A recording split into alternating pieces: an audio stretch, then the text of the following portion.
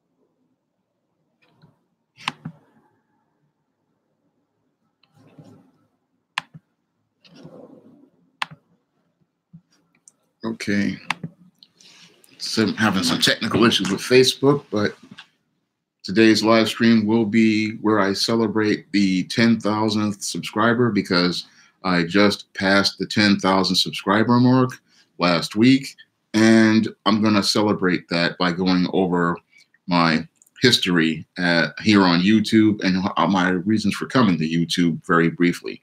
Now, before I came to YouTube 4 or 5 years ago, I was originally writing blogs on my blog, Sean James Black, freelance writer. And as I was writing on men's issues on my blog, I started to generate a following over there as I talked about comic books and men's issues, and I promoted my books on the SJS Direct imprint. Now, some of the blogs, they were so popular on men's issues that I started doing books on them, and the blogs I did on certain blogs like the Manginas and the Simps, and a blog I did why 70% of Black women are single.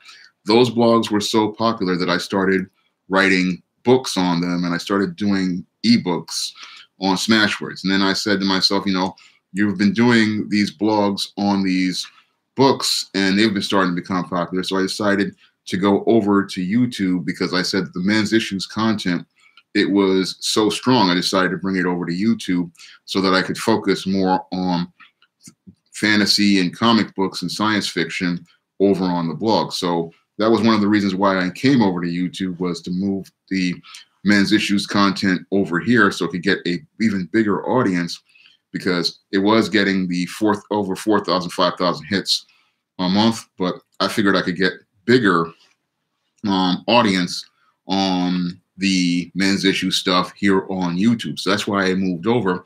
And I also moved over to go over here to promote my books, because with African American fantasy, I wanted to reach a larger audience. And that's when I started doing more promotion of African American fantasy and science fiction. So I really wanted to expand my platform here on YouTube, because I thought that the blog platform was it had already grown as far as it could possibly grow. So I decided to move over here. So I see everybody's here. Hi, Sean S. Glad to see you here. Hi, Sport Hacker. Thanks for being a part of the achievement. Hey, Prince Revolver. Steve Walamack, glad to see you here. And thanks, Prince Revolver. Good afternoon, Benny. What's up? Hey, Supremo. Glad to see you here. D Woodward, thank you. I'm at 10K, D Woodward. I'm hoping to get to 30K sooner rather than later. And if I can get to 30K, that would be really great. But I've come a long way in the last 4 or 5 years here on YouTube, and it's been part of a really long journey. And I really thank everybody for staying with me here on YouTube and supporting my content over the last couple of years, because if it wasn't for you guys watching my content, I wouldn't be able to meet this milestone of 10,000 subscribers. So it's all you guys coming on that has led to this milestone being achieved. And I really thank you all for, again, supporting my content on the regular, watching my content on the regular, and sharing my content on the regular. So it was you guys who asked me to start doing the live streams. So that's one of the reasons why I started doing those. And from there, again, I have been continuing to expand my audience, and I've been continuing to reach a larger audience of viewers. Now, I have some news on the ISIS graphic novel Indiegogo. Let me go over there for a minute.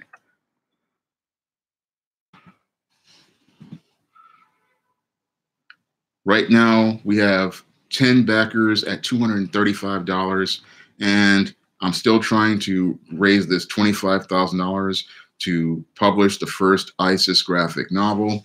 And Bill Walko, I was talking to him yesterday, and he is getting ready to offer another perk that I think you guys will enjoy.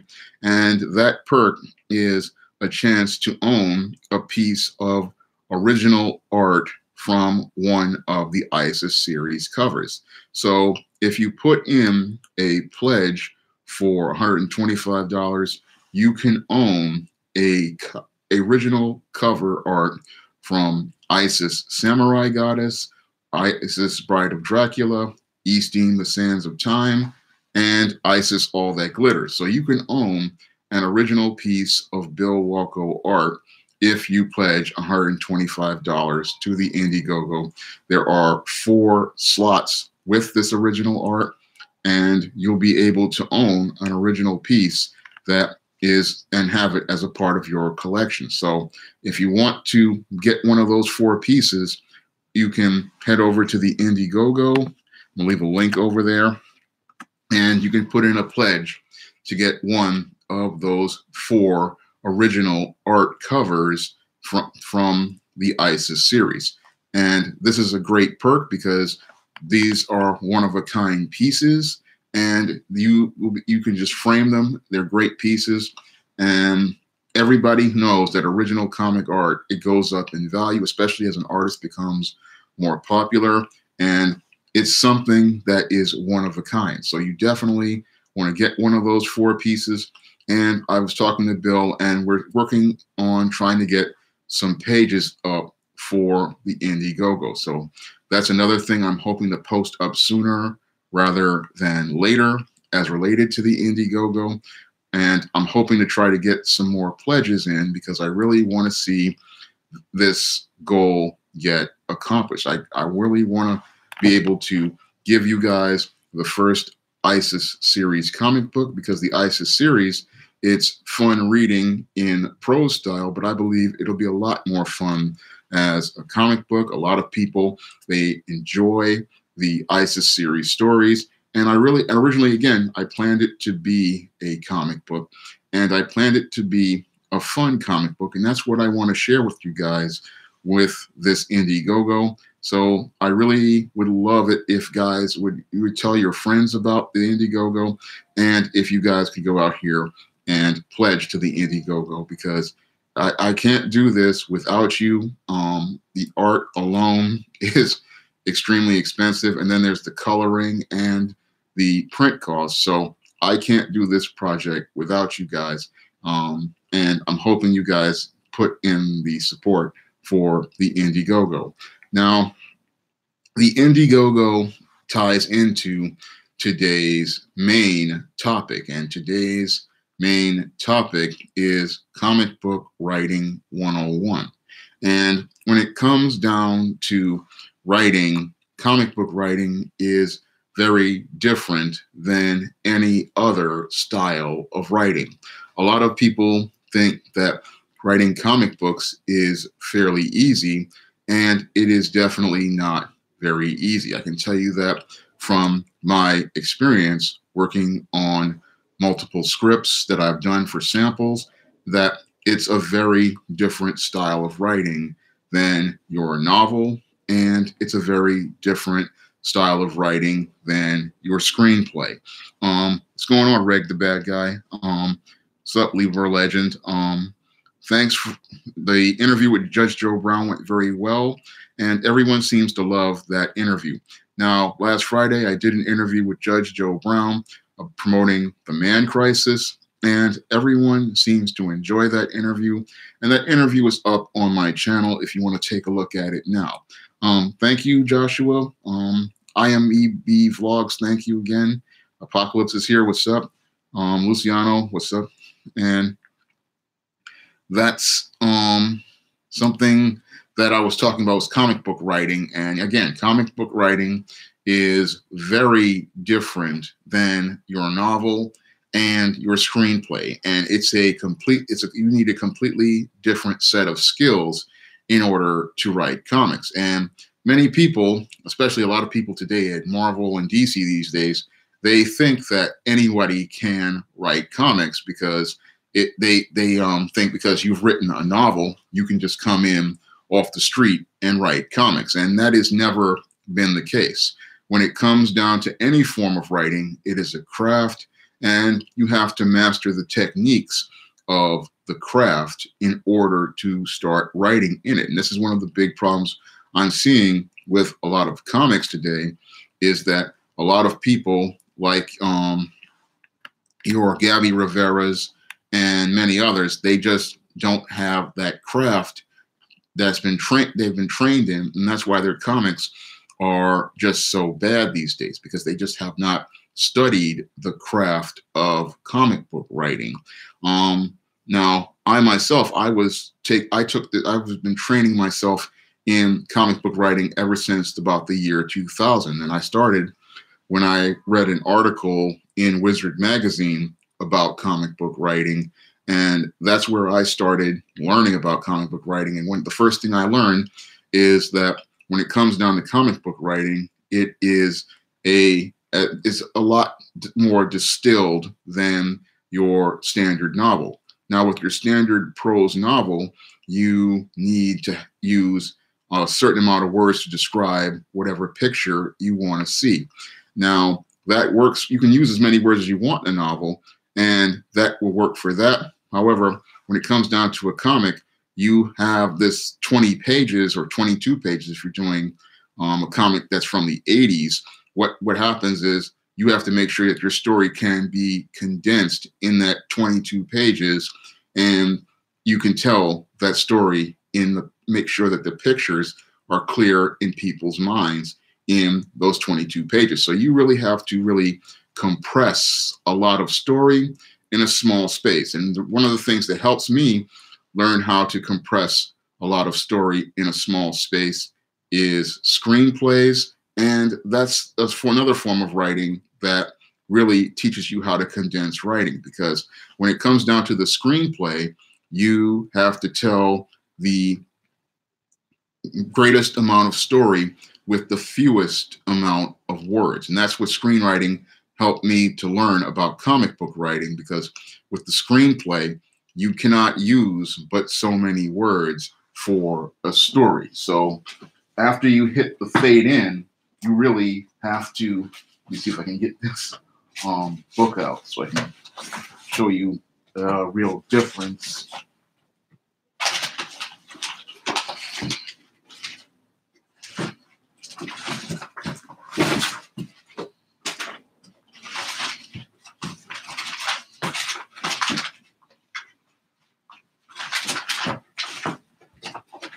Okay. They've got a copy of All About Marilyn. I'm going to show you what happens when you're doing screenwriting and how you have to condense your words for a scene. So for a screenplay scene, like at the fade in, these are the only details you're going to get. This is from All About Marilyn, the opening scene.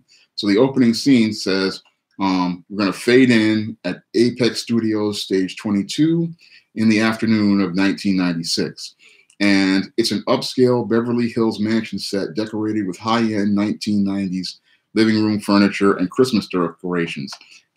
Actors go into character when the director yells action, and the action on set cuts to a videotape action on a monitor. So that's all you're going to get for a screenplay, and that's, you have to make that picture in your head just from that screen, from that one little paragraph. So that's what you have to do in a screenplay, but you have to do that in a comic where it's even more condensed than that. So I'm going to read you a page from Isis All That Glitters so that you can really get an understanding of how condensed the writing is. And this is the splash page for page 1 of All That Glitters. And it's a smiling Isis is teleporting out of a flash of light onto 23rd Street in Manhattan's Chelsea neighborhood in front of a Chase Bank.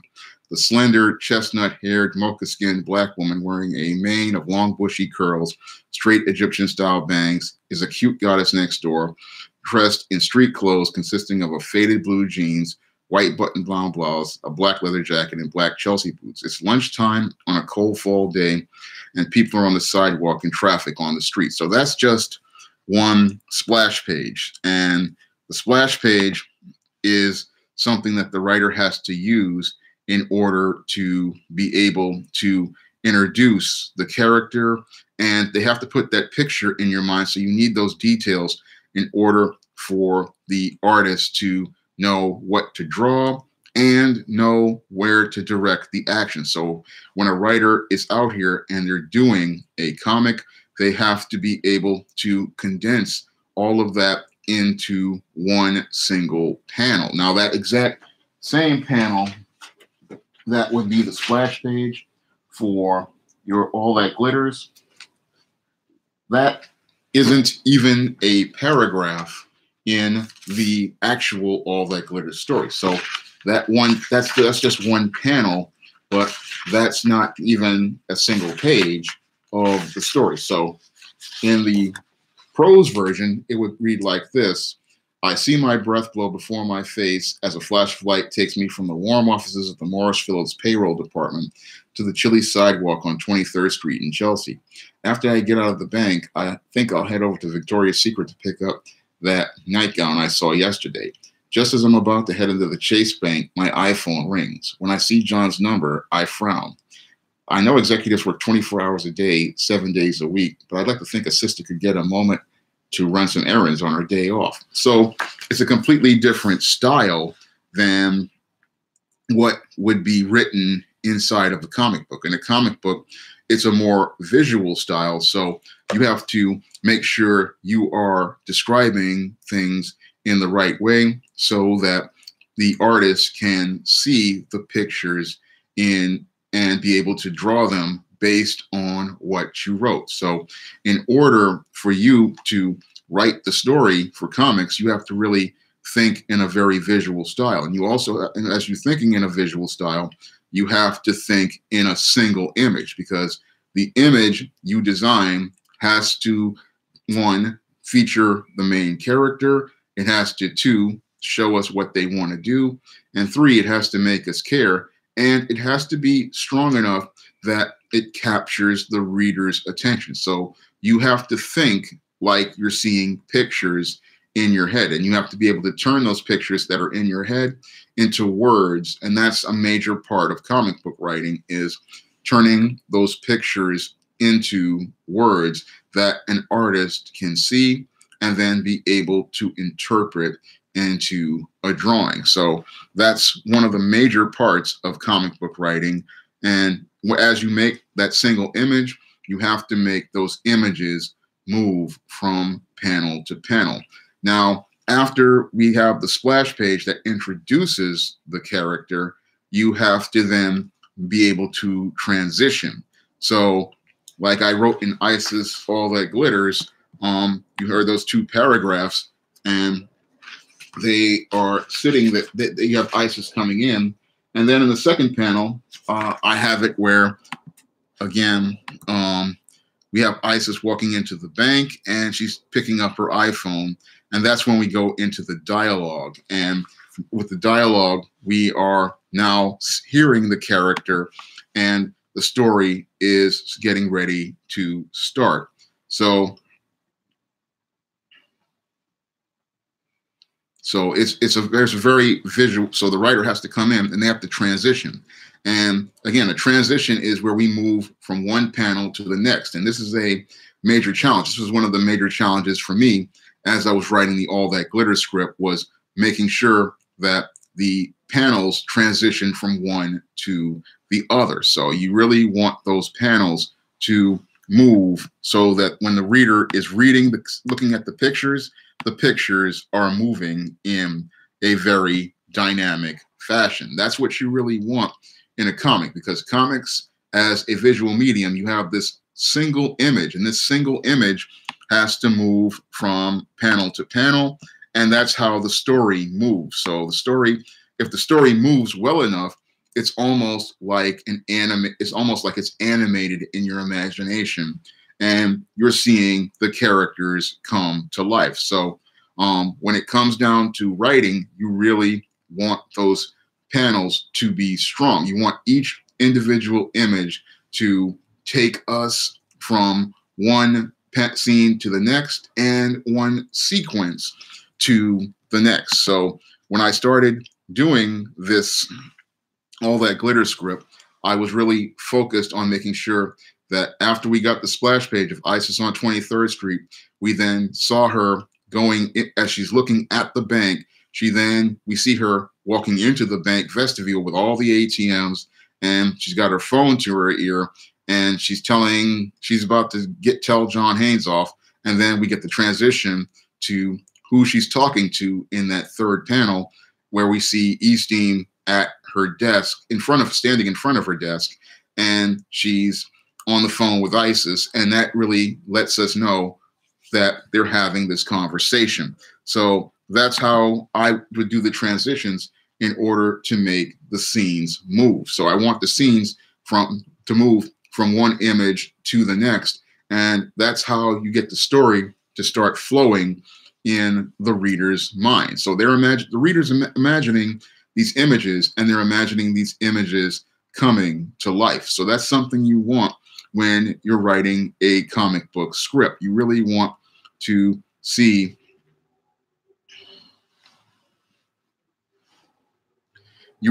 that comic book script come to life. You really want it to be able to be bold and dynamic, because that's what is going to give the artist something to work with. One of the things that I learned, that's one of the things I learned, not only reading that Wizard article many years ago, but it's also something I learned as I started reading comic book scripts. And one of the other ways you can learn about comic book writing is by reading comic book scripts. And there are many great comic scripts online.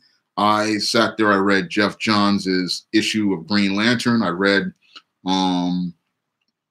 many Chuck Dixon scripts, and I read many other scripts by other writers. And I also read some scripts by several Dynamite writers.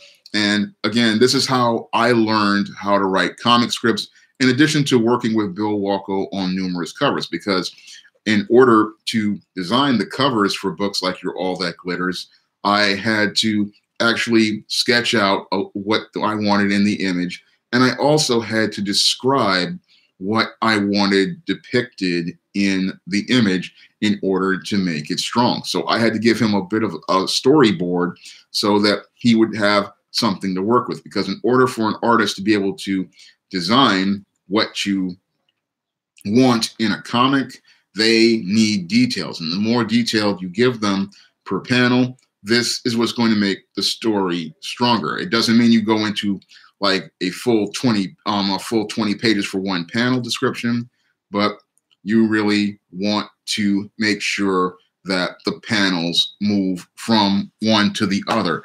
Thank you, Supremo.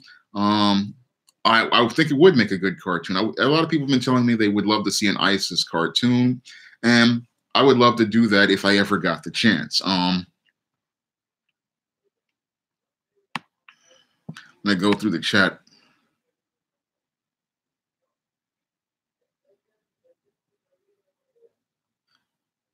What's up, Cortez Forever? Um,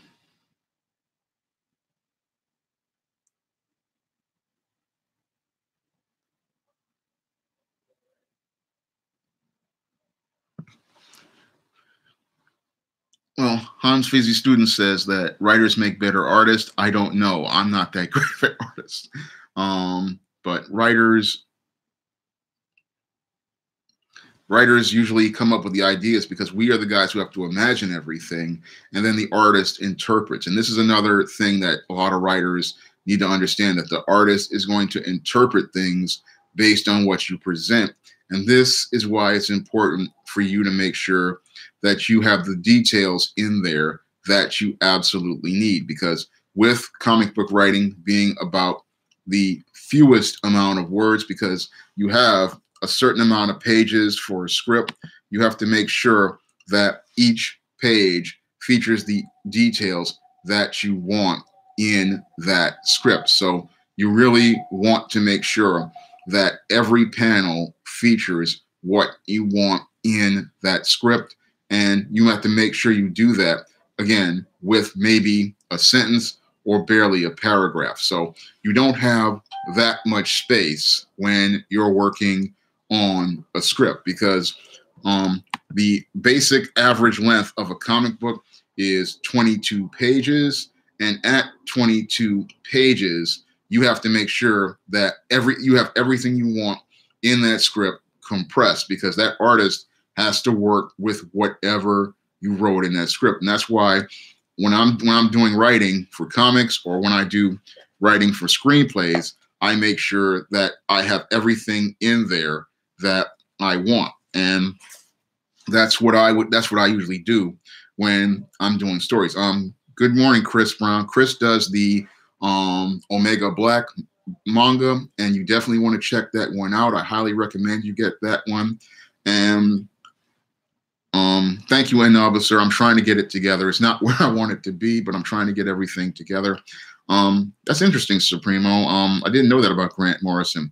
I tend to sketch out my character designs and my model sheets, and usually I write down notes. And that's another thing I do is my pre-writing before I work on a script. Is I usually sketch out an idea I have in my head regarding what I want a character to look like, and I also give those to Bill Walko and Mike Williams and any other artists I'm working with. I give them the scans of what I want characters to look like, so that they have an understanding of what I want this character to look like and what I want their design to look like. I'll give them details. And sometimes I'll throw in photos. Like for Bride of Dracula, there was this picture of a nightgown that I liked, and I put that in the picture of Bride of Dracula's model sheet for Bill. And whenever I do E-Steam, I always put a picture of Sally Richardson in there, because E-Steam was inspired by Sally Richardson Whitfield, and I always try to put a little of her likeness in any design. Even in the commission in the back, it looks a little like Sally Richardson. And the latest E-Steam book, Goddess of, this one is the closest to Sally Richardson I've ever seen E-Steam look like. So this one and Ascension really look like Sally Richardson. But you always make sure that you give your artist all of the things that they need, because they can only draw and interpret what you give them. So that's a hard lesson I learned when I tried to commission an artist to do the original Temptation of John Haynes cover. I didn't use. I thought that the artist would know what I wanted, but that was a major mistake I made, and it was a mistake that cost me a lot of money. And after that, I started learning to just give a comic artist exactly what I wanted them to give. And I also learned that I also have to, get input from that artist. You just have to really communicate with your artist, and that'll help you be able to tell a much better story. But when you're writing a story, and no, I don't draw that stuff on Mahon 83. I hire artists to do it for me, because my art is horrible. This is a textbook example of my art. And because people were attacking my art online, when I would post up original covers, they were putting it on lousy book cover lists and trying to deride me. This is the original Temptation of John Haynes cover that I drew. That's why I started hiring comic artists, and I hire comic artists because I love the comic book industry, and I want to give comic artists like Bill Walko and Mike Williams and Drew Swift exposure. And that's one of the things that I try to do with these covers is give them exposure in trade publishing. And I want to be able to go out here and have a great cover as well, because whenever you do a trade publishing, it's a very powerful credit, because when you have covers like these on commercial product, like trade paperbacks, it's a very strong credit to your portfolio. So I'm not that big of a publisher, but it's a strong credit for an artist, because you have a piece of art that is out there on the regular. What's up, Nightwing? And I know my limitations as a writer. I can't do the art, and I know I can't do the art. I've accepted that I can't do the art. That's my limitation as a creator. I tell a great story, but I'm not gonna go out here and go out here and try to do it myself anymore. That's why, again, I hire guys like Bill Walko to do the art for me. And these are the two books that are out here for the 2019 catalog. All That Glitters is now available in paperback and e-readers. So if you want to get your copy, well, he's coming to e-readers in March, actually. But if you want to get your copy of All That Glitters, you can get that now in paperback. And the e-reader is coming out on March 25th. And Esteem Goddess Of is available in paperback, and it will be coming to e-readers in April. So if you want to get these two, these are two of the 2019 books in the SJS Direct catalog. And I'm hoping to get John Haynes' Dark Succubus out soon. Talk to Mike Williams about that one, and he has agreed to do the cover. So I'm hoping to keep the same artist that did A Conversation with Death cover. If I can find it. Here it is, right in front of me. I'm hoping to have Mike back for Dark Succubus. He did A Conversation with Death's cover, and A Conversation with Death was one of the best-selling books in the SJS Direct catalog for 2018. A lot of people bought this book. A lot of people loved Mike's art on the cover, and a lot of people bought it, a lot of them based on they bought it based just on the cover. They said this was their version of John Haynes, and this is what they wanted to see with John Haynes. I would love to do an ISIS cartoon. It's just like the third person Blur Monster to say that you would want to see an ISIS cartoon. It seems like everybody would love to see an ISIS cartoon. And one of Bill's passions is animation, and he got inspired by Saturday morning cartoons for a lot of his art style. And that's one of the reasons why I chose him, because I'm a big fan of Saturday morning cartoons. I'm a fan of things like Batman animated, and that's what I imagined ISIS looking like. So that was one of the things that gave me the inspiration to hire him to do covers like this, because his art really pops. And that's one of the reasons why I want to share it with everyone.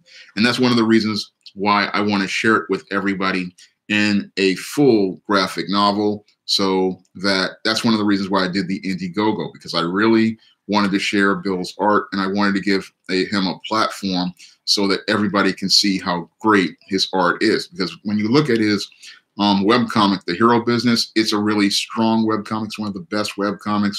And I believe that was one of the reasons why he was picked to do the tribute to Stan Lee. So Bill Walko is the man who did the tribute that you saw in the New York Times for Stan Lee. And I really want to see him get an opportunity to do a full graphic novel featuring the Goddess Next Door, because I hired him back in 2014. He's been working with me from 2014.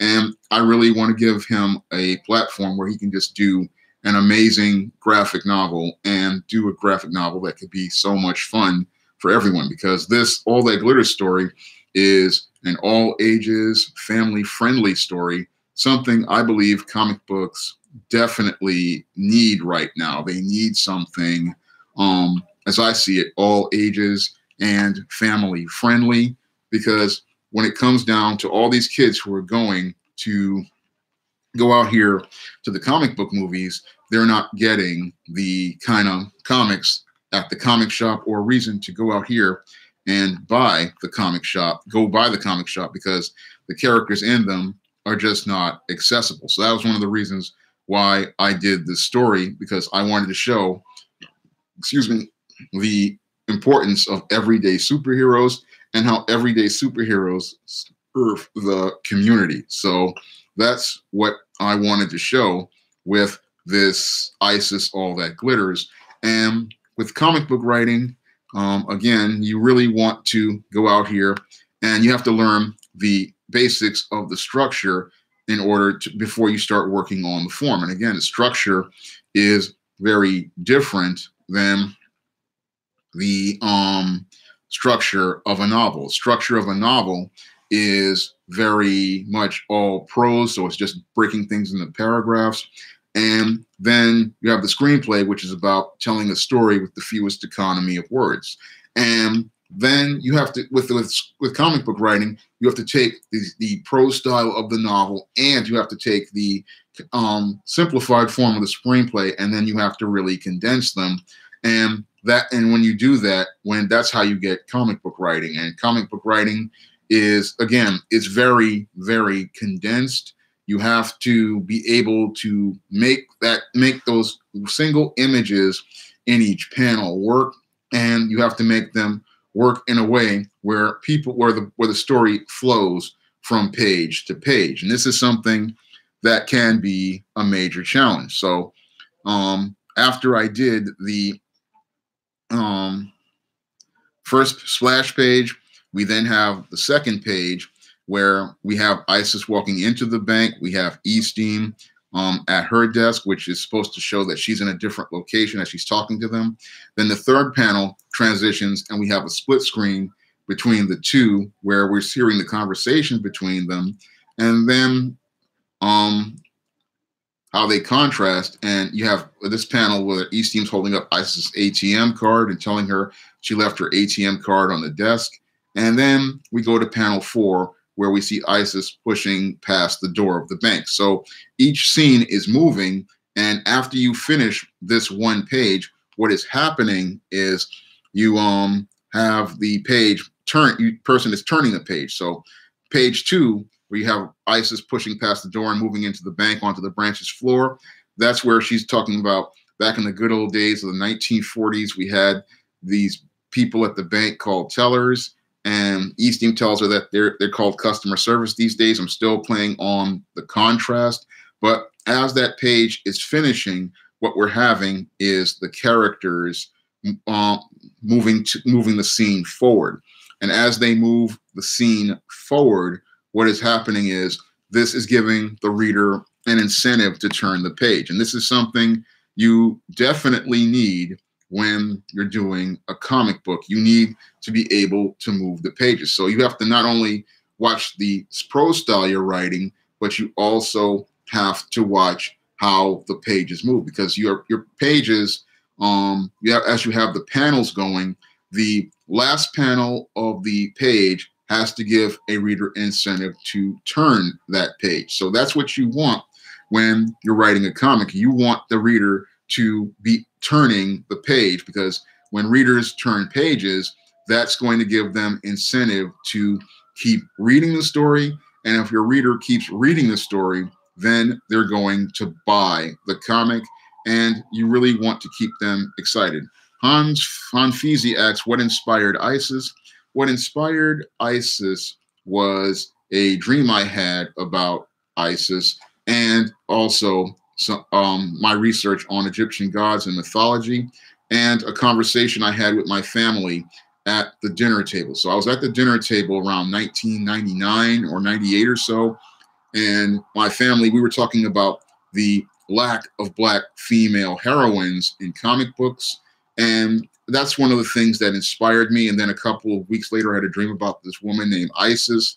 I did research on Isis, and I decided to come up with the whole concept of the Osiris having a daughter. And then around 2010, 2012, I came up with the whole idea of the goddess next door. So the character came from those three sources, but my main reason was because I heard that there was just not enough black heroines out there, and there really weren't. When at the time there was only Storm, Captain Marvel, Monica Rambeau, and Vixen, who were that well known, and they weren't really used that well, and they were usually either background characters in a teen book, or they were just white males' boyfriends. So as I saw it, we weren't getting the black heroines based on the black women I knew. Oh, there was also Rocket, who I had an issue with because they turned her into a single mom. But again, I wasn't seeing the black women I knew in the community. I wasn't seeing the story regarding black women and the black experience that I experienced, and I wasn't seeing a balanced picture of black women in comics. So that was the thing that drove me and motivated me to create ISIS, is I wanted to give people a picture of black womanhood that was positive, and I wanted to show a black heroine who could show the black culture and black experience to people from a balanced perspective. So that was one of the reasons why I went out here and created the ISIS character. And I originally planned to do this series way back in 2002. Unfortunately, I ran into issues with unemployment, depression, anxiety, but I still managed. Finally, in 2012, on the 10th anniversary of the publishing of the first ISIS, I started the series, and now we're 15 books in, and I'm hoping that I can create the first ISIS comic book this year. I know it's a long journey, but I'm hoping to get there. Hey, Roger Spice, glad to see you. Roger is another one of my one of my regular viewers, and this is his first time coming here, but he was one of my regular viewers on the regular, and but that's the things that inspired ISIS.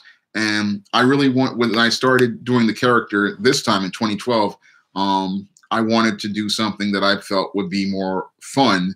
And that was one of the reasons why I came up with the whole Goddess Next Door concept. Now, before I came up with the whole Goddess Next Door concept, I had this whole Wonder Woman run planned on my blog. I wrote a whole blog about outlining what I wanted to do with Wonder Woman.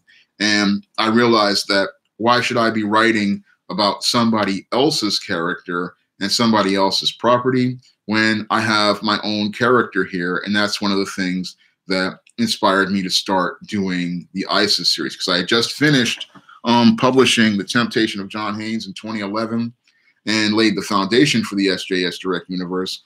And I figured after Eastine had already let us know that everybody was still around, ISIS was still around, and Osiris was still around, I would let people know what happened to ISIS. So that's when I decided to do, let's see if I can find it.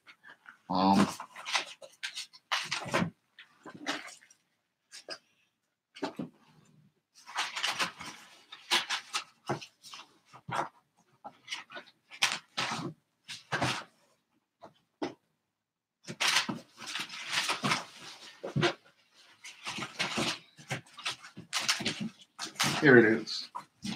The first two books in the ISIS series.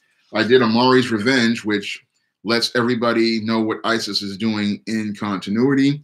And then I did Ultimate Fight, which starts the run officially. Amari's Revenge was the jumping on point for the ISIS series after Temptation of John Haynes. And this story lets everybody know what ISIS was doing. And Ultimate Fight starts the storyline where ISIS, the first story arc for ISIS overall. So these are the first two books in the series. And a lot of people say they read like comics. And again, it comes from my background in aspiring to be a comic book writer. Something I always wanted to do ever since my late teens. I always wanted to write comics. And I wound up eventually finally learning how to write them just a couple of years ago after doing lots of studying of the comic book medium and the story. And I learned that again just on my own, just learning how to study it.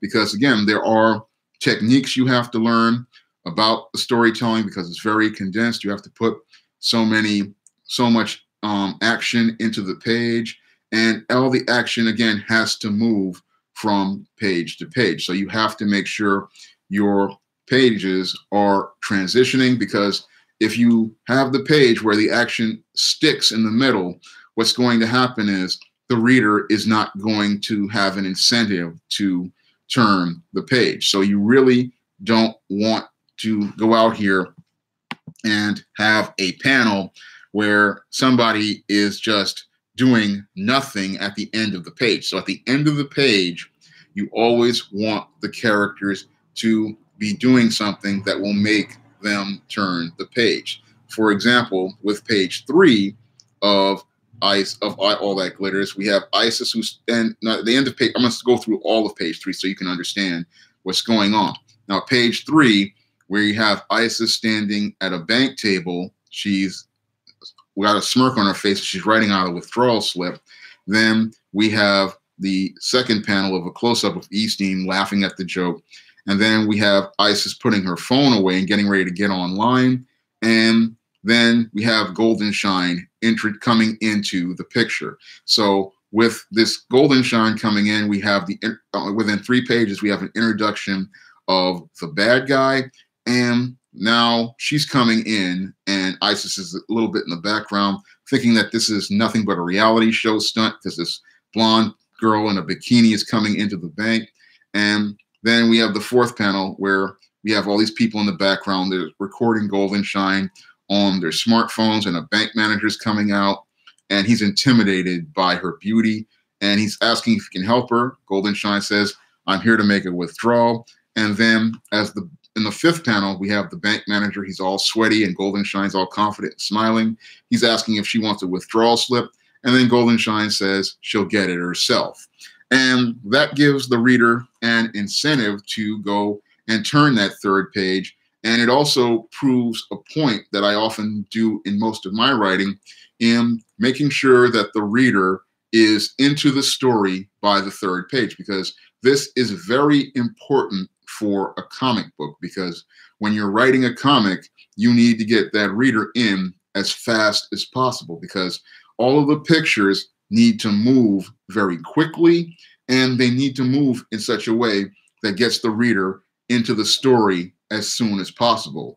Because once you get the reader in by the 3rd page into the story, that is going to pretty much make sure that the reader has more and more of a reason to buy the book. Because when you have a comic, usually a 32-page comic, it's usually about 20 pages and 12 pages of ads, you really want to get that person in by that 3rd page, because that's the page, as I call it, the difference between a buy and a sell. And when I read many of these so-called SJW books, like your Kamala Khan, Ms. Marvel, your Captain Marvel, and your Squirrel Girl, and your Unstoppable Wasp, they make a huge mistake in making sure that the reader isn't in by the 3rd page. Usually they take up to the 7th page to get the story going. And if you do that, you're done, because if you take too long, the reader is not going to have any interest at that point, and you've already taken up too much of their time, and you've also taken up a good percentage of your book. So remember, your book is, when you're doing a 32-page book, 20 pages. And if I take 7 pages to tell all this exposition, I have lost the reader right there. And I've also lost the sale at that point. So when I was doing All That Glitters, I made sure that the story, we were into it by that 3rd page. And then after the 3rd page, we're just getting right into the action. And the faster you get into the action, where you have the bad guys going in, driving the conflict, then the hero can go into action.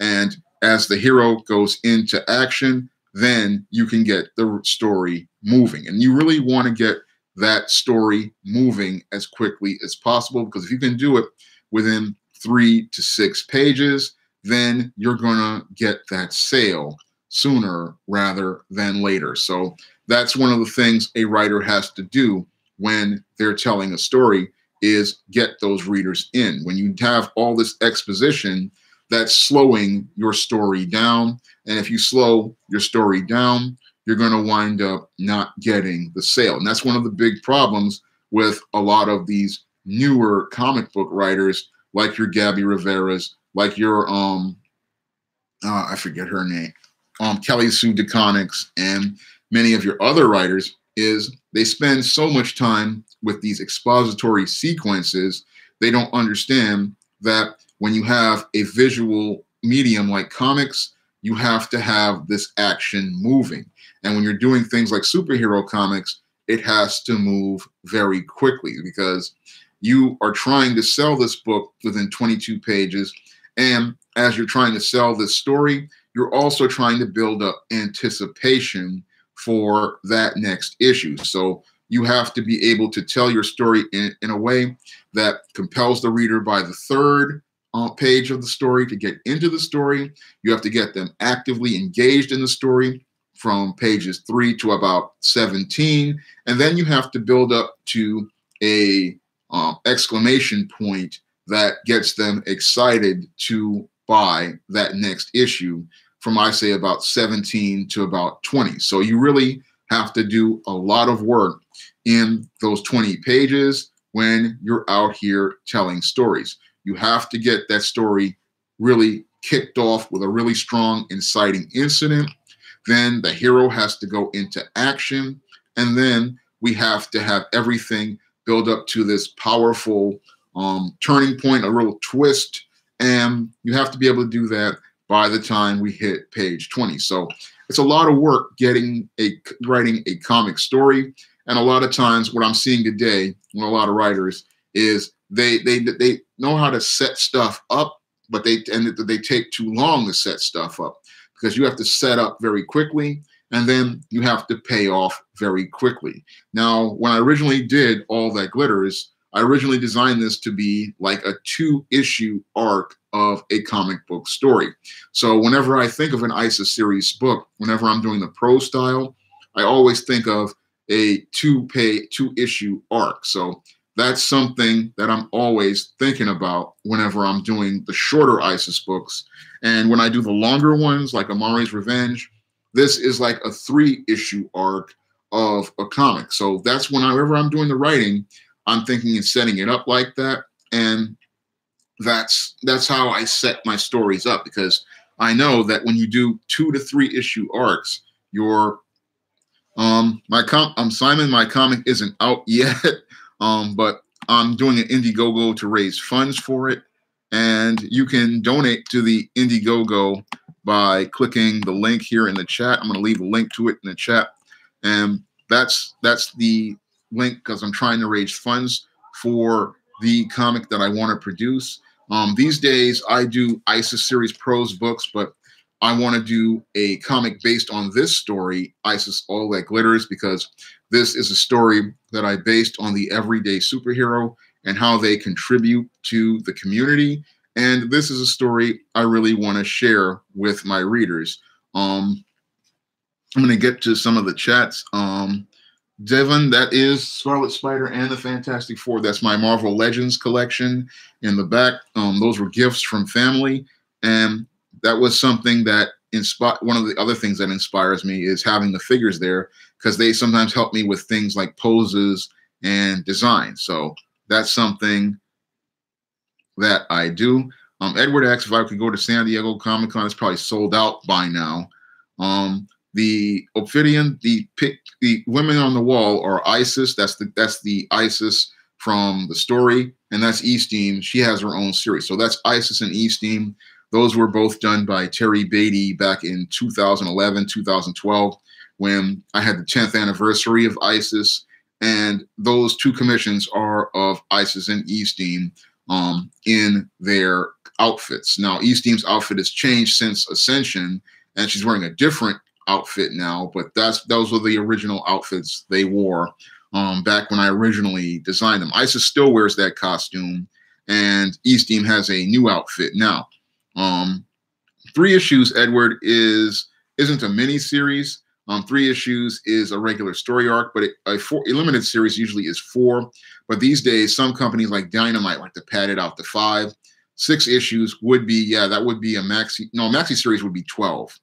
A maxi series is 12 issues, but usually when I'm designing stuff, I usually design my stuff to fit within a 2-issue comic book arc or a 3-issue comic book arc, because the average reader, they are just going to come on for maybe one story arc before they choose to either continue picking up the series, where they start searching for back issues and picking up the next issue, or they're just going to come, excuse me, just for one story. So usually what you want to do in a comic when you're writing it is you want to make sure that the issue in the reader's hands is strong. So when I was writing All That Glitters, I wanted to make sure that the first 10 pages were extremely strong and the last 10 pages were strong, and that the middle 10 pages were compelling. So those were 3 things I wanted to make sure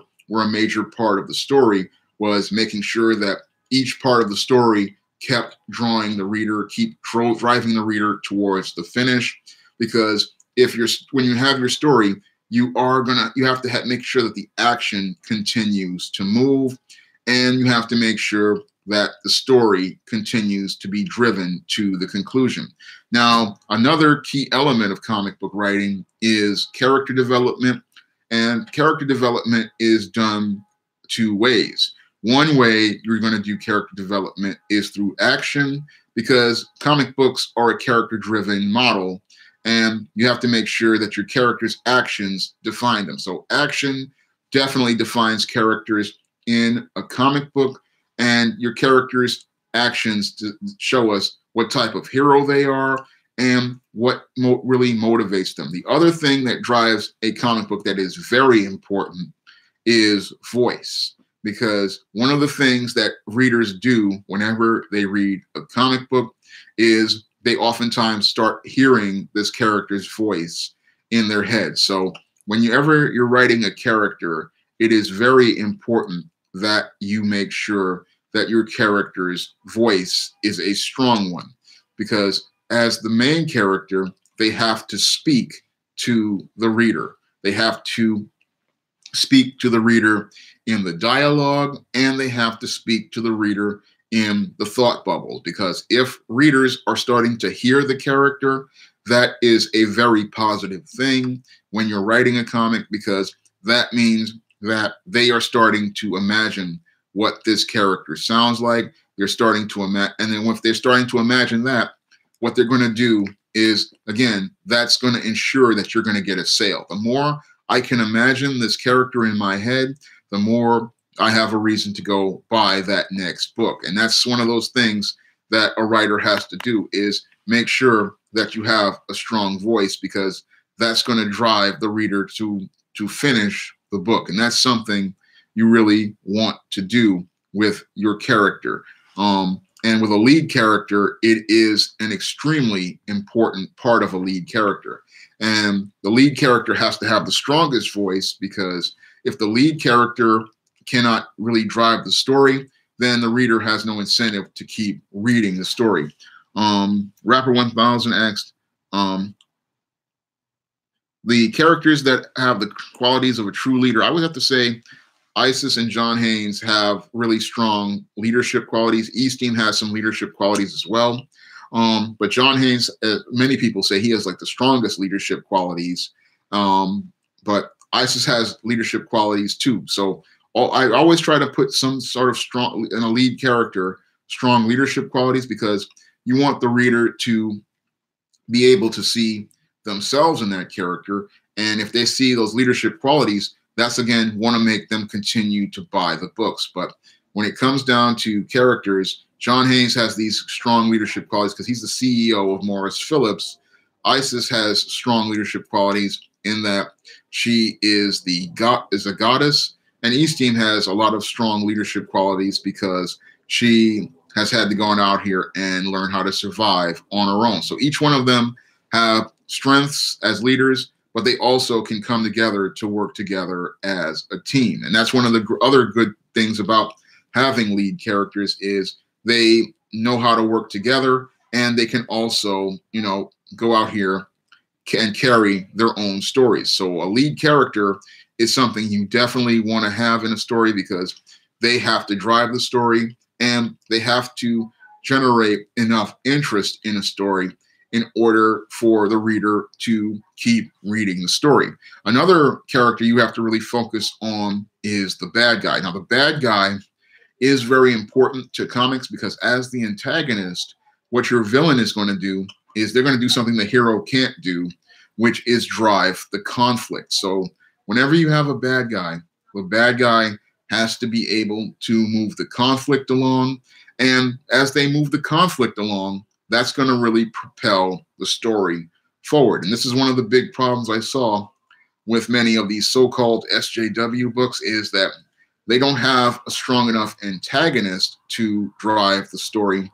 So the hero has no obstacle to overcome. So when I look at books like Your America Chavez or Your Kamala Khan, I don't really see that strong antagonist that's really gonna drive the story. So actually, Edward, villains act and heroes respond. And it's the whole thing is that heroes have to respond to the villain. So the villain is, they are acting and the heroes have to respond. And the whole thing is we learn as they respond to the conflict. So that's what really drives the story, because you have two characters. You have the hero who's going to come in, then you're going to have the villain who comes in and they start driving the conflict. And then you have the hero responding, and that further drives the conflict. So that's usually the structure of the storytelling for your traditional superhero story. Is we'll have the splash page of the hero. They are going about their business in their civilian identity. Then we will have the bad guy come in and they will commit the crime. And then we will have the hero then respond to them. And usually when they first respond to the villain, they usually wind up having the conflict not go right. And that leads to them drive the story even forward because they have to find a way to overcome the villain. Devin, there's no Mysterio in the background. Mysterio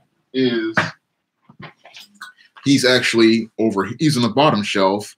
I haven't done the Marvel Villains shelf yet, but I'm going to get ready to do the Marvel Villains shelf in a couple of days. I've been really busy the last week with the Joe Brown interview and 2 straight live streams, so I haven't had a chance to do the Marvel Villains shelf. So back there are a lot of Hasbro Marvel villains, and again, super villains. They have a major part in a comic book story. So what I see in a lot of Marvel comic books is that we're not seeing the villains in the story, and the villains that they use, they really are just sitting there being jobbers.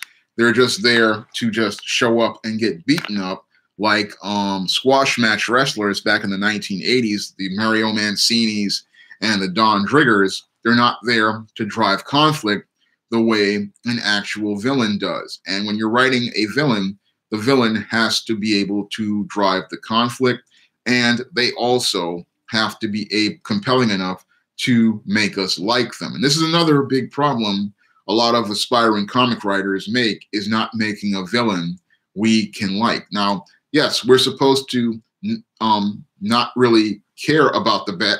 I'm not going to say not care. We're supposed to think the bad guy is bad, but we need a reason to really get to know this bad guy. We need to get to know their personality, and we need to be caught up in their conflict. So whenever you have a villain, they need to be compelling enough to drive the story, and they need to have traits that we can identify with. For example, when I was doing Golden Shine, I gave her this extremely attractive body, and that was one of the traits that I thought people would make her relatable.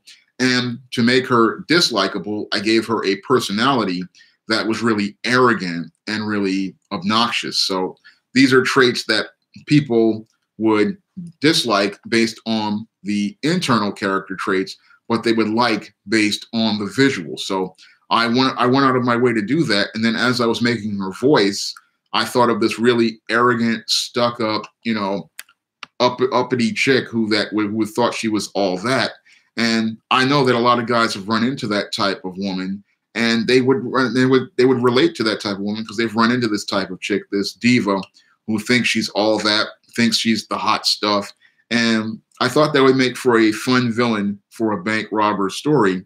You seeing this obnoxious, stuck-up chick, and then you see her get her comeuppance at the end. Thank you, Devin, for that with the Joe Brown interview. I did my best with the Joe Brown interview.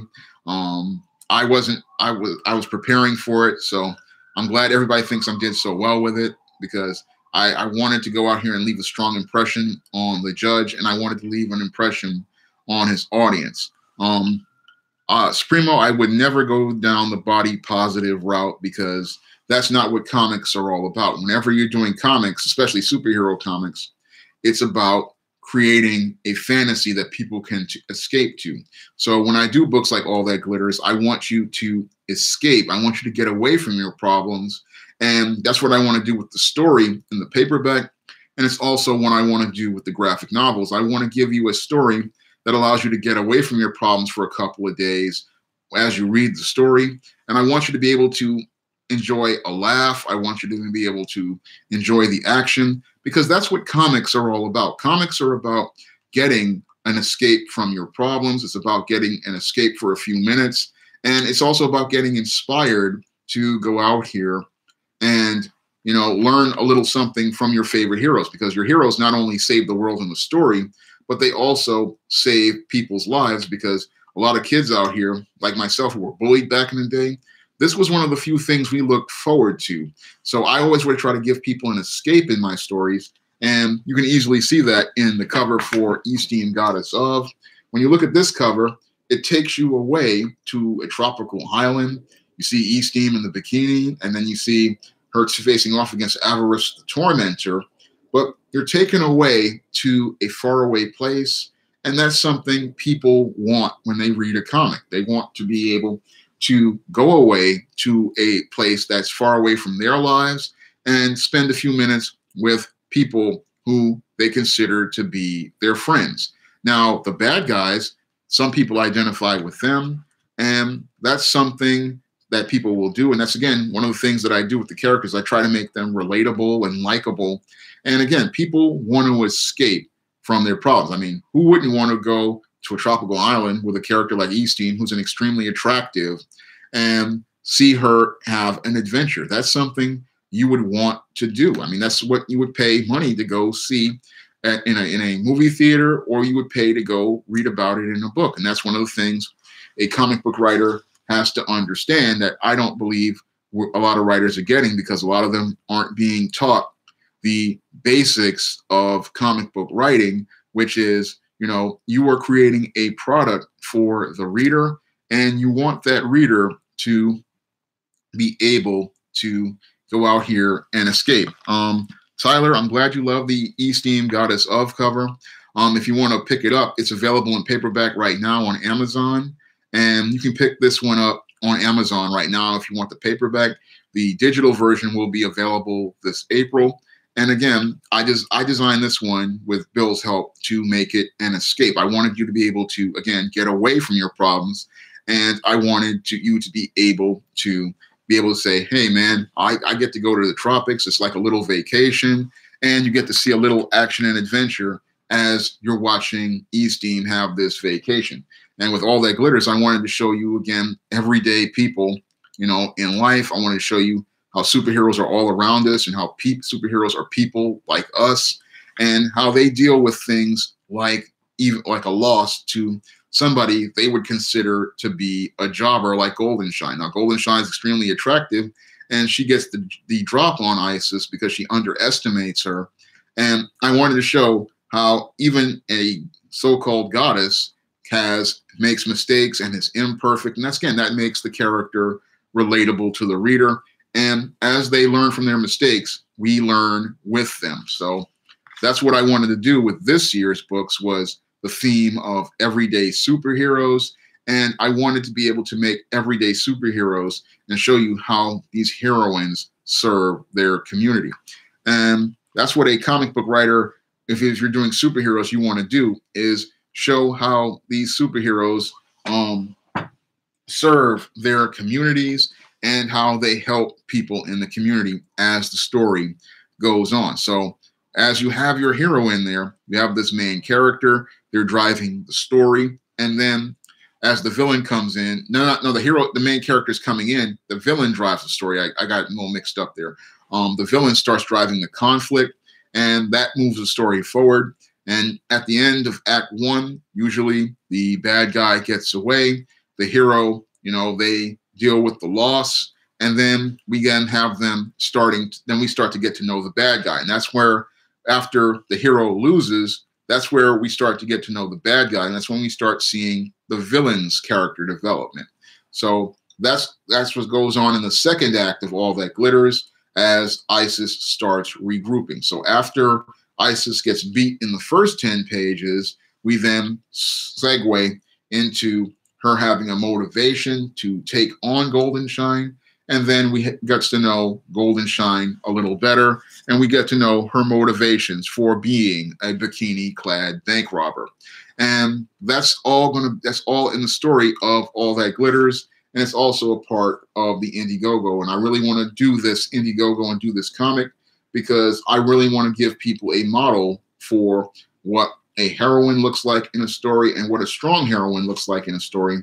Because when I look at these so-called SJW books at Marvel and DC, especially with the Vertigo imprint, I'm not seeing a story model that features heroines that are strong, one, and I'm not seeing a story model that allows us to really get into the story. So when I look at these books, they're taking 5, 6 issues to get the story moving, and you really don't want to do that, because if you take 6 issues to move a story, then you're not going to get the sales.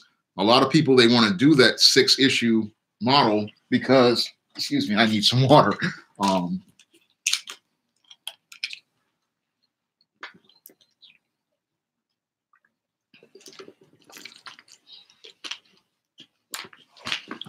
The reason why they want to do that 6-issue model is because they want to pad this out for trade, but that's not what you need to do. Whenever you do comics, you really don't want to pad a story out that long, because if you pad a story out that long, you're going to lose the reader. And that's why a lot of comics, they're not really getting the sales, because they're trying to sell this trade down the road, when if you do 2 story arcs together, you're going to sell that book even easier, because if you do 2 story arcs, you're going to be able to sell 2 books instead of go out here and do this as one big 6-issue book. Because when I look at these 6-issue books, the story was padded out. For example, I was reading Hack Slash versus Vampirella, and the book started out very strong. The first 2, 3 issues were very solid, but when I got to the 4th one, that's when I saw the padding come in. I saw them repeating scenes, and it threw off the entire book, because they wanted to get to 5 issues in order to get to a trade. And I saw the padding there, and that's something you definitely don't want to do. I would rather, do All That Glitters that's 51 pages or 60 pages and sell that, because that's going to sell through a lot faster than me trying to sell a trade with 162 pages. I would rather just give you one story, and then you pick up whatever you want, because I'm going to get more sales that way in the long term than I would if I go out here and pad a book out. Because if I pad the book out, that's going to be filled with filler, and if it's filled with filler, nobody's going to buy that book, because they're going to have to sit there and look at repeat frames, and they're going to have to look at panels of sequences they already saw like 2 or 3 times. And you really don't want to do that when you're writing a comic story, because I was writing All That Glitters, I was sitting there and I had a sequence that that fit into this story in the prose style, but as I was writing the comic script, it just didn't fit. There was a sequence where Isis and Eaststein were just going over strategy. And I realized that this scene is nice in the prose style, but it doesn't work in a comic. So I had to cut a scene in the comic because it wasn't flowing visually in terms of pictures. So that's another thing a writer has to really think about, because when you're when you're writing in prose, you can have sequences there that may seem like they work in the prose style in a story, but if you take it to the comics and you have to do panels, it's going to come across as repetitive. And that's where you have to come in and cut that scene because, again, you want this story to move and you want the story to move from panel to panel because once that reader stops turning the page, that means you have lost the reader because once a reader stops turning a page in a book, they're not going to come back to that book. And that's something that can hurt you in terms of your story. And it can also hurt you in terms of your sales. And it also hurts you in terms of your word of mouth. Supremo, yeah, I wanted to go for a very old school style with the storytelling here. And that's what I wanted to do with All That Glitters and Goddess Of, is I wanted to go for a very, very old school style. So the book that you're going to get in the Indiegogo, if I can, when I get it funded, is going to follow a very old school 1980s and early 90s story model, but more so an 80s story model. So this is going to be just like a comic that we used to publish back in the day, or we used to get off the rack back in the day in the comic book store at, like, when I used to go to 14th Street and Forbidden Planet, or when I used to go to the racks over in Fordham Road at the grocery store. So this is, I'm going to make a comic just like we used to have back in the day. And that's what I want to do with the Indiegogo. Thank you, Gregory Ross, for 10K. I couldn't have done it without you. But what's up, Edet? What you want to do with the comic, again, is make sure that your pacing is strong. And that's another thing you have to worry about with the, after you do the inciting incident and you do the first act, is you really have to watch your pacing, because that's something I also saw a big problem with. A lot of writers don't really take a look at. And when I was working with the All That Glitter script, I had to look at the pacing, because it's as you develop the villain and as you develop the heroine, you have to also look at your pacing, because as the pages move, you have to make sure that they're moving, and you have to make sure that everything is going at the right pace, because if you go too fast, the reader's going to miss things. And if you go too slow, then the reader's going to get lost. So you really have to watch your pacing when you're doing storytelling. And this is another thing that your average writer, writer today isn't really looking at, is their pacing. They're looking at just pushing their ideas or their identity politics, as in the case of SJW Marvel, but they're not looking at things as related to story elements such as character development, plot points, and pacing. And usually in the first issue, you want to have your incite, like if you're doing a story arc, you want to have an inciting incident come in there where you're going to introduce the hero, then you're going to introduce the bad guy, then you're going to have the conflict, and usually you're going to have like plot point, not in the first battle between the hero and the villain in the first issue. And then by the end of the first issue, you're going to have plot point 1. And then you're going to go in the second act where we're going to have more character development. And then eventually that's going to lead to plot point 2. Then you're going to go and have the action continue to the climax, and then eventually the conclusion of the story. You're going to try to do that within usually about 40 to 50 pages. And that's usually your 2-issue arc. Sometimes a writer will do it in 3 issues, but that's what you want to do when you're doing comic scripts. You really want the scripts to be able to move the story, and you want to move the story forward in a way that the hero has enough obstacles and conflicts to overcome, and you want them to be challenging enough that when they overcome them, that we see how the hero used their powers creatively or how they use their brain creatively. Because the thing that you really want to do is show how the character can be imaginative with their abilities or even just using their brain. So that's something you really want to see in a character. You want to see how this character overcomes whatever challenges you put in front of them. And when it comes down to a lot of these so-called SJW books, the biggest problem with them is we don't see the hero coming to the point where they overcome conflict nor do we see them overcoming conflict in a way that's constructive. So that's one of the big problems with a lot of the comics today is we don't get to see strong character development, and we don't get to see these characters overcoming obstacles in a constructive manner. So we don't get to see them, overcoming conflict in the way that they're supposed to overcome conflict.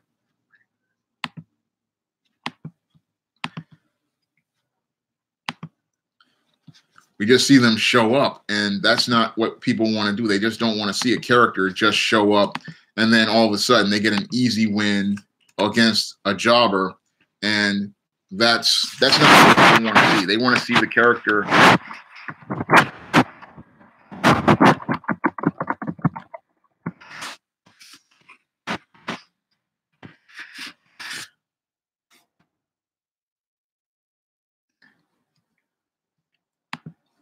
Facebook seems to still be down. So, hi, Omeo.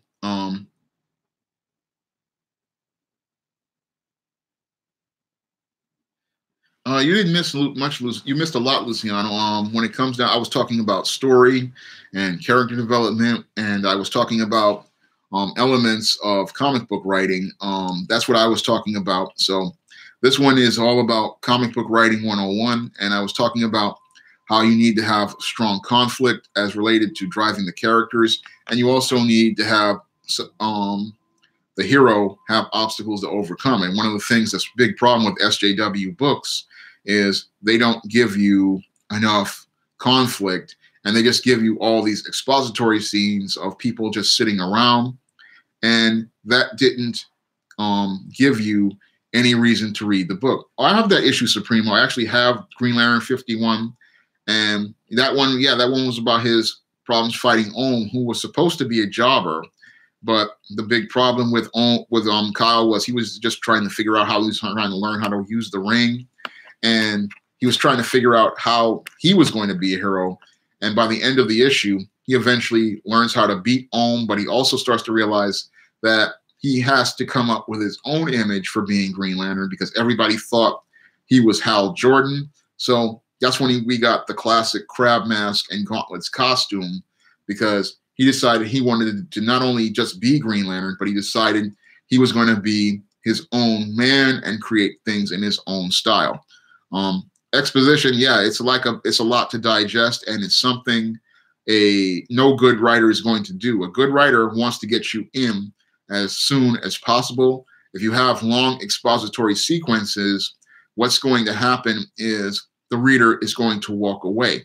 And that's why a lot of these so-called SJW books sell so poorly, is because I have to sit there. Like when I was reading Naomi from Brian Michael Bendis a while back, I was reading Naomi and the book was about nothing. So I'm sitting there reading it and I'm just like, nothing happens here. And I just spent, and if you spend $5 on this, you're going to say to yourself, there's nothing happening here. So why should I buy this? When people buy a comic book, they want stuff to happen. They want conflict to be driven.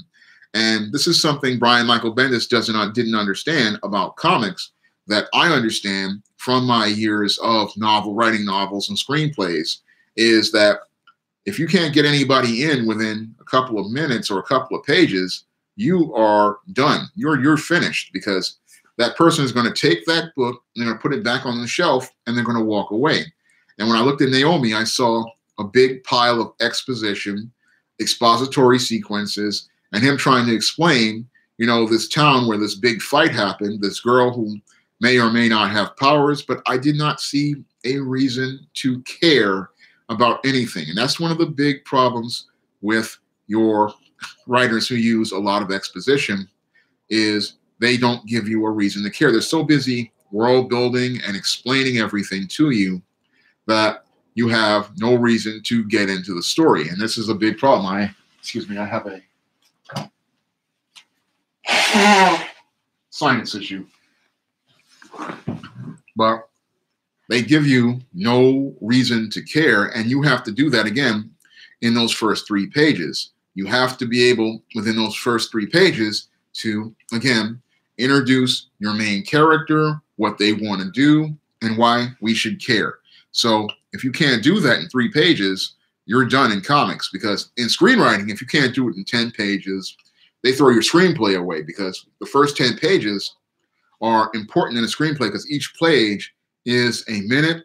But with comic book writing being condensed, those first 3 pages are extremely important. Yeah, that's right, Rapper 1000. The main thing with writing is you have to answer 3 questions. Who is the main character? What do they want? And why we should care? And if we don't care, that 3rd one, you are not going to get the sale of that comic. So you have to make me care within those 3 pages about this character. You have to make me care enough to want to continue buying the story. So I haven't read many Hanfizi, My Hero Macadamia. I haven't read that one yet. So yeah, you have to, Tyler, you have to answer those questions: who, what, and why. So that's something you have to answer, and you have to answer it with just a single image. So that's something that you have to do when you're writing comic stories, is you have to answer those questions. And if you answer those questions, the reader's going to start asking more questions. And as they, ask more questions, they're going to want to get to the end of the story. So that is a comic writer's job, is to get people into the story, get them to start asking the question of the main character: what do they want to do, why we should care, and then introduce the obstacle they overcome, and then have people asking, well, how is this hero supposed to overcome this obstacle? Because that's a critical question, because if the reader is reading the story, they have to be able to ask the question, how is this hero going to beat this bad guy? What do they have to do to beat this bad guy?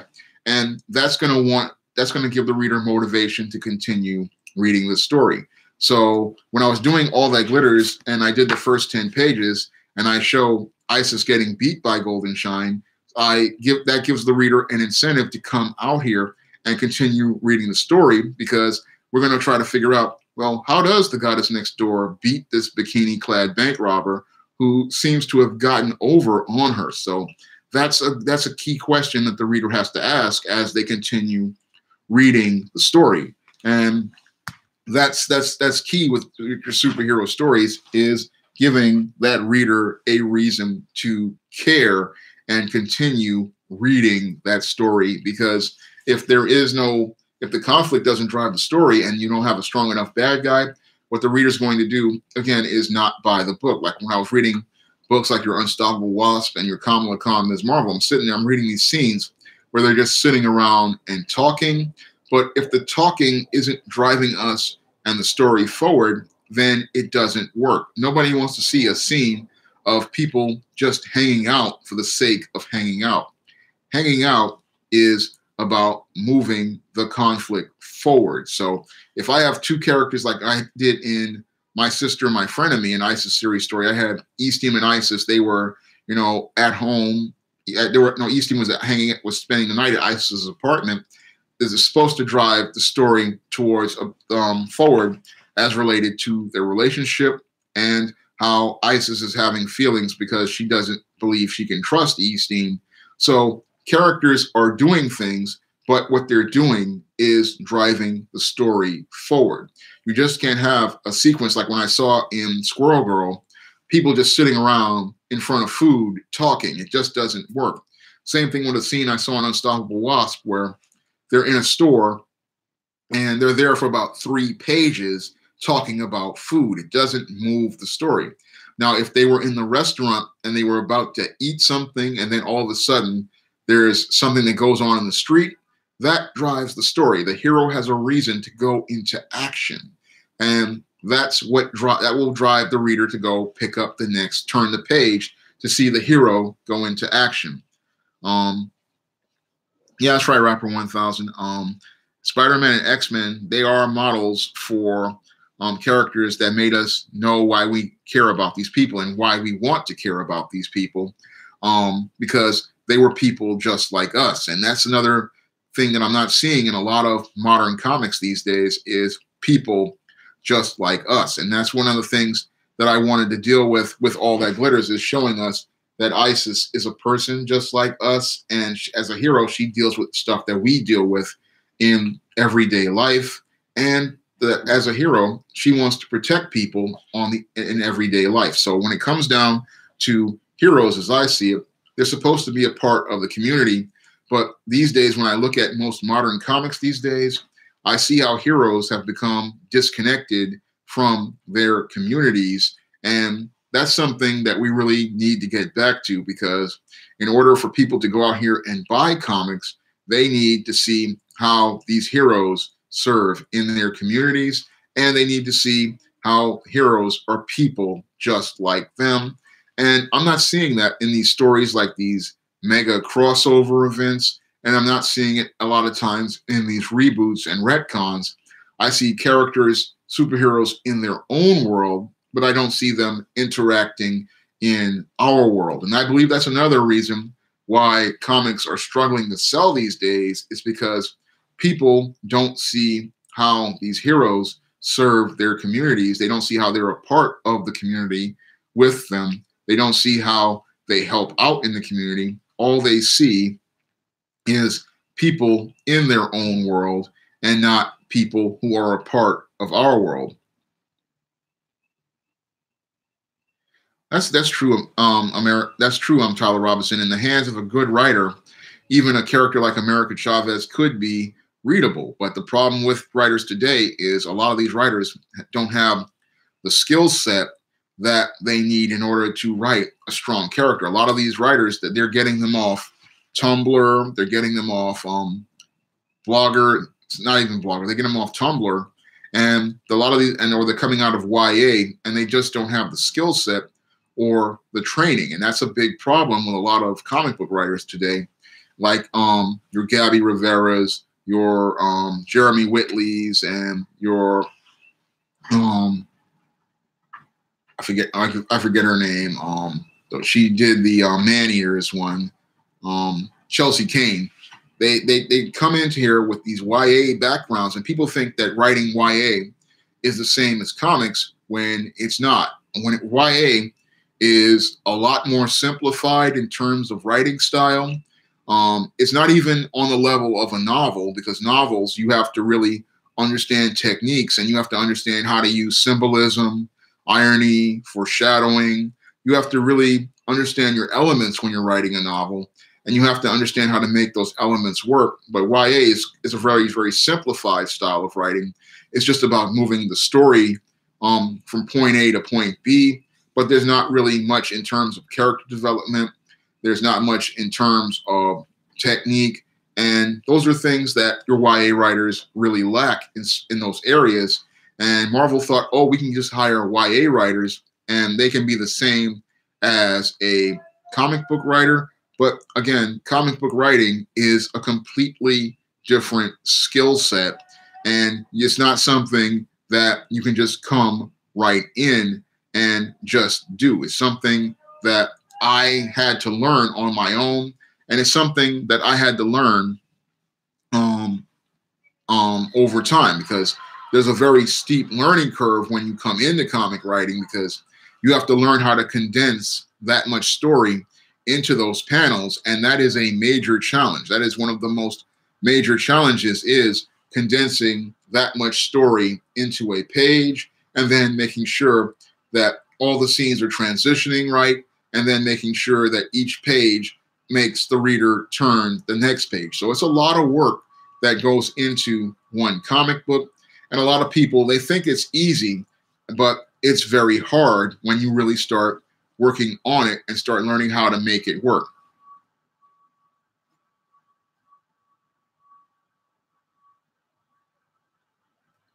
Yeah, that Hans Feasy, you make a good point. People like G. Willow Wilson and Ta-Nehisi Coates, them getting hired, yeah, it really makes a powerful statement about editorial, because what editorial is thinking of doing when they go out here and hire people like G. Willow Wilson and Ta-Nehisi Coates is they're thinking short-term sales. I know, for example, with Ta-Nehisi Coates, they're thinking short-term sale. They're thinking, oh, he has this National Book Award for Between the World and Me. He's a New York Times bestseller. So he should be able to go out here and sell comic books. And that's a major mistake that editorial is making, because Ta-Nehisi Coates, yes, he knows how to write a nonfiction book, but writing comic books is a completely different skill set. So he just came in. That's why he was writing all these expository sequences, and he's writing this very passive style, because he didn't understand that the model for comics is completely different than the model for a novel or the model for a screenplay. And it showed on the pages of his books. Even in his Captain America, it shows there, because the action is just way too slow in a lot of his stories. And a lot of his stories is very slow. And the same thing with your, I forget her name again, G. Willow Wilson. I look at her Kamala Khan, Ms. Marvel. It's way too slow. And writers, they're used to being slow, because, again, you have a lot more real estate in a book like this, 400 pages, to get your story started. But in comics, it doesn't work like that. In comics, you don't have 15 to 20 pages to get a story started. You have 3, and if you can't do it in 3, you have failed. So a lot of these guys are coming in from the novel or nonfiction, and they're thinking, oh, I can come into comics, it's easy to write. And that's not the case at all. When it comes down to comics, you have to understand how it works. So if you have to understand, those first 3 pages are where you make your most powerful first impression. And if you can't do it in those 3 pages, the reader's going to walk away. So editorial there, they have a big problem in that they're thinking, oh, this big name, G. Willow Wilson from YA, or this big name, Ta-Nehisi Coates, they can just come into comics. And that's a really arrogant way of thinking, because any publishing professional understands that, look, I can't bring in somebody from one medium and then bring them into another medium. It's a completely different story model, and you have to learn how each story model works before you start working in it. So when it came down to me, I learned about comics over about 19 years of reading scripts and then learning about different writing styles. So when I came into it and I started doing the All That Glitter script, I understood that I just couldn't come in here and just come in with a style that I came in from a novel, because a book like All That Glitters, that first 10 pages of that script, that was actually the first chapter of the book. So that first 10 pages of the comic, that was basically was the first 6 pages of the book. So that's something that I had to do, and it's a very different thing. So when you're working with different mediums, you have to learn how they work, and that's something your G. Willow Wilson and many of these other writers just aren't learning how to do. That's what many of your writers, they're trying to learn how to do, but they don't know how to do it, because people in editorial, they underestimate what type of story, how important story is to comic books. So they don't really understand that comics are condensed. So what you can do in a novel, like with Temptation of John Hayes, this 400-page story, I cannot go out here and take 15 pages of story and then try to 15 to 20 pages of story and go out here and then think I can make the same thing in a comic book. And that's what they're doing at these companies now. They're thinking, oh, well, it took me 20 pages to tell this story in a comic. Well, I can do that in a novel. I can do it in a comic. And that's a mistake.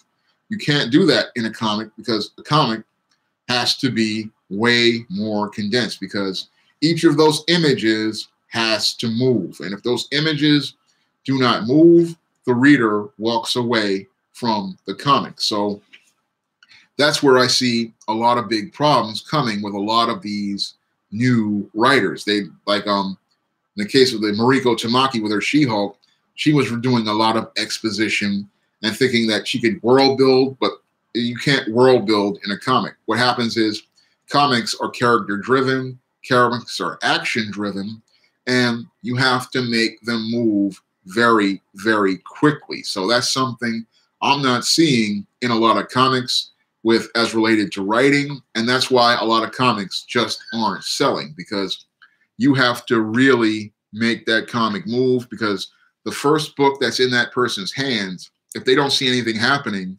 as they're flipping through, they're going to put that book back on the shelf. And that's something that a writer has to do whenever they're doing a comic, is go out here and make that story move.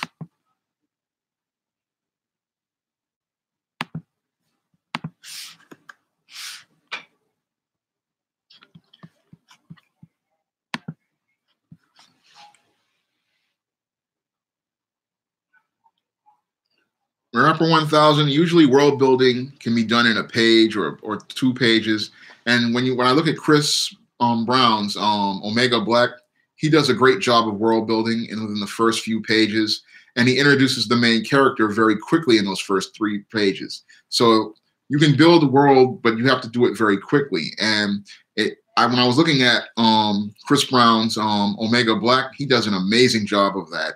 He takes us into the Omega stream, and he sets up the family, and he sets up the main character, and he does that in less than 3 pages, and it's very well done. So I urge you to really, if you want an example of really solid storytelling as related to world building, you have to pick up Omega Black. Rock solid storytelling right there. Same thing with Josh Howard's T-Bird and Throttle. If you really want to see good build-up, that's another good comic to see build-up of a world and a good setup of a world. And that, again, they set up their main characters very quickly, and they set up their conflict very quickly. The anti-hero, John 76, the anti-hero has been here for years, but the anti-hero really started to get popular in the 60s with Billy Jack in Born Losers. And from there, we got characters like Wolverine and the Punisher. And that's always, people have always liked the anti-hero.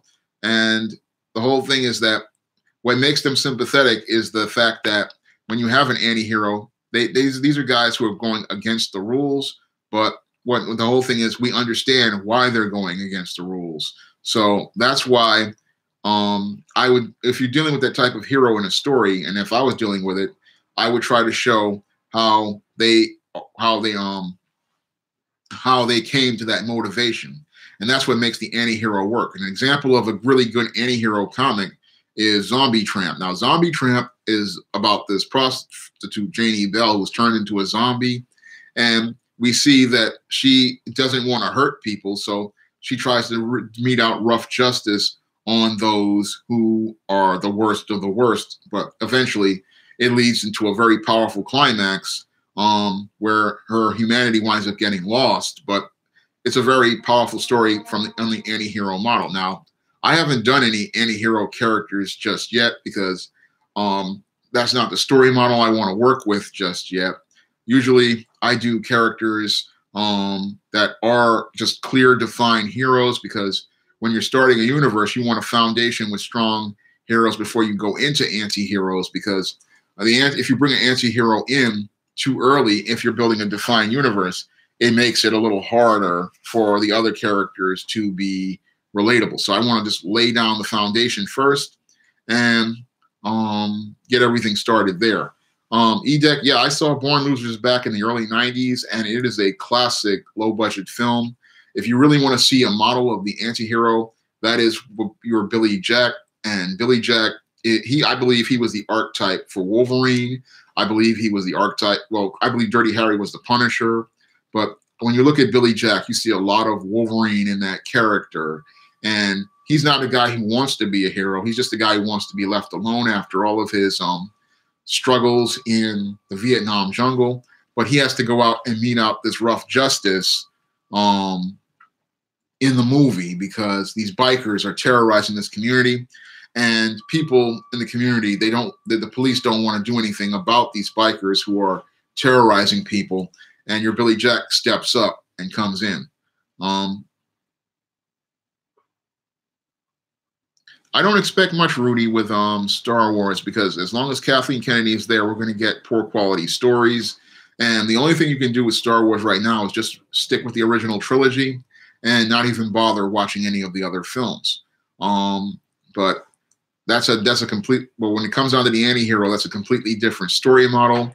But I usually just, again, stick with heroes right now, because that's what I want to do as a writer. And I believe a lot of writers today, they are too busy into story models like the deconstructed heroes and the anti-heroes right now, that superheroes are suffering. And we really need, as I see it, to get back to superheroes, because that's the model that was selling comics all those years. And we really need to get back to that model. And that's what I want to show with you're welcome, Chris. I really want people to know about Omega Black, because it's one of the best comics I've read this year. Really rock solid. And I want more people to know that the story model in it is very strong. Those first 3 pages, that's what got me in. And that's what has me anticipating the 3rd issue whenever you are able to publish it. I think he has an Indiegogo going as related to it, and you really want to support that too. I hear a lot of good things about Alita Battle Angel. I'm going to have to go see it. What do I think about the box office numbers for Captain Marvel?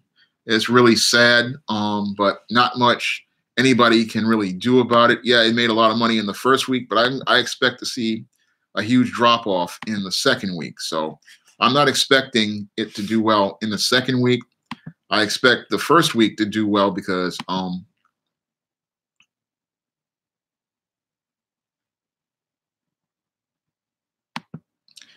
everybody is caught up in the first week. But the second week, I expect to see at least about 60–70% drop off as related to Captain Marvel. The movie, from the trailers, looked weak. The story looked weak. And somebody sent me a New York Times article.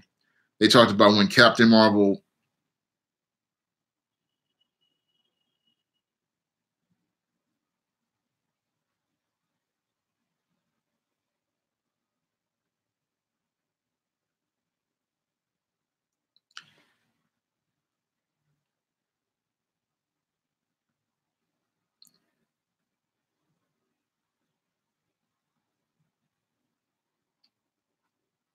Yeah, this is propaganda. He sent me a New York Times article about Captain Marvel, but it's from the New York Times. It's like a propaganda piece. I really like the Blue Marvel, Rudy, but Marvel won't do anything with him. Like the Monica Rambeau Captain Marvel, what they have done is bury Blue Marvel. Blue Marvel is one of the most powerful characters in the Marvel universe, but they won't do anything with him. And I believe that the whole thing is that they don't want to do anything with him because he's a strong Black character and he's more powerful than the white characters. So they really don't want to do anything with him overall. Edict, do I think a Black Lightning film could be successful? Yeah, I think it could be successful. Unfortunately, we have this horrible CW show filled with identity politics that is staining the reputation of Black Lightning. But I think a film based on the original comic book principle would be successful, because when I read Black Lightning Year One, I saw a movie coming out of that. I mean, the Black Lightning Year One comic is very strong, and it's a comic I highly recommend you did. Because I looked at it in the Barnes & Noble in the trade. Very strong comic, and that's one that they should have made. They should have made a movie on, the one based on that.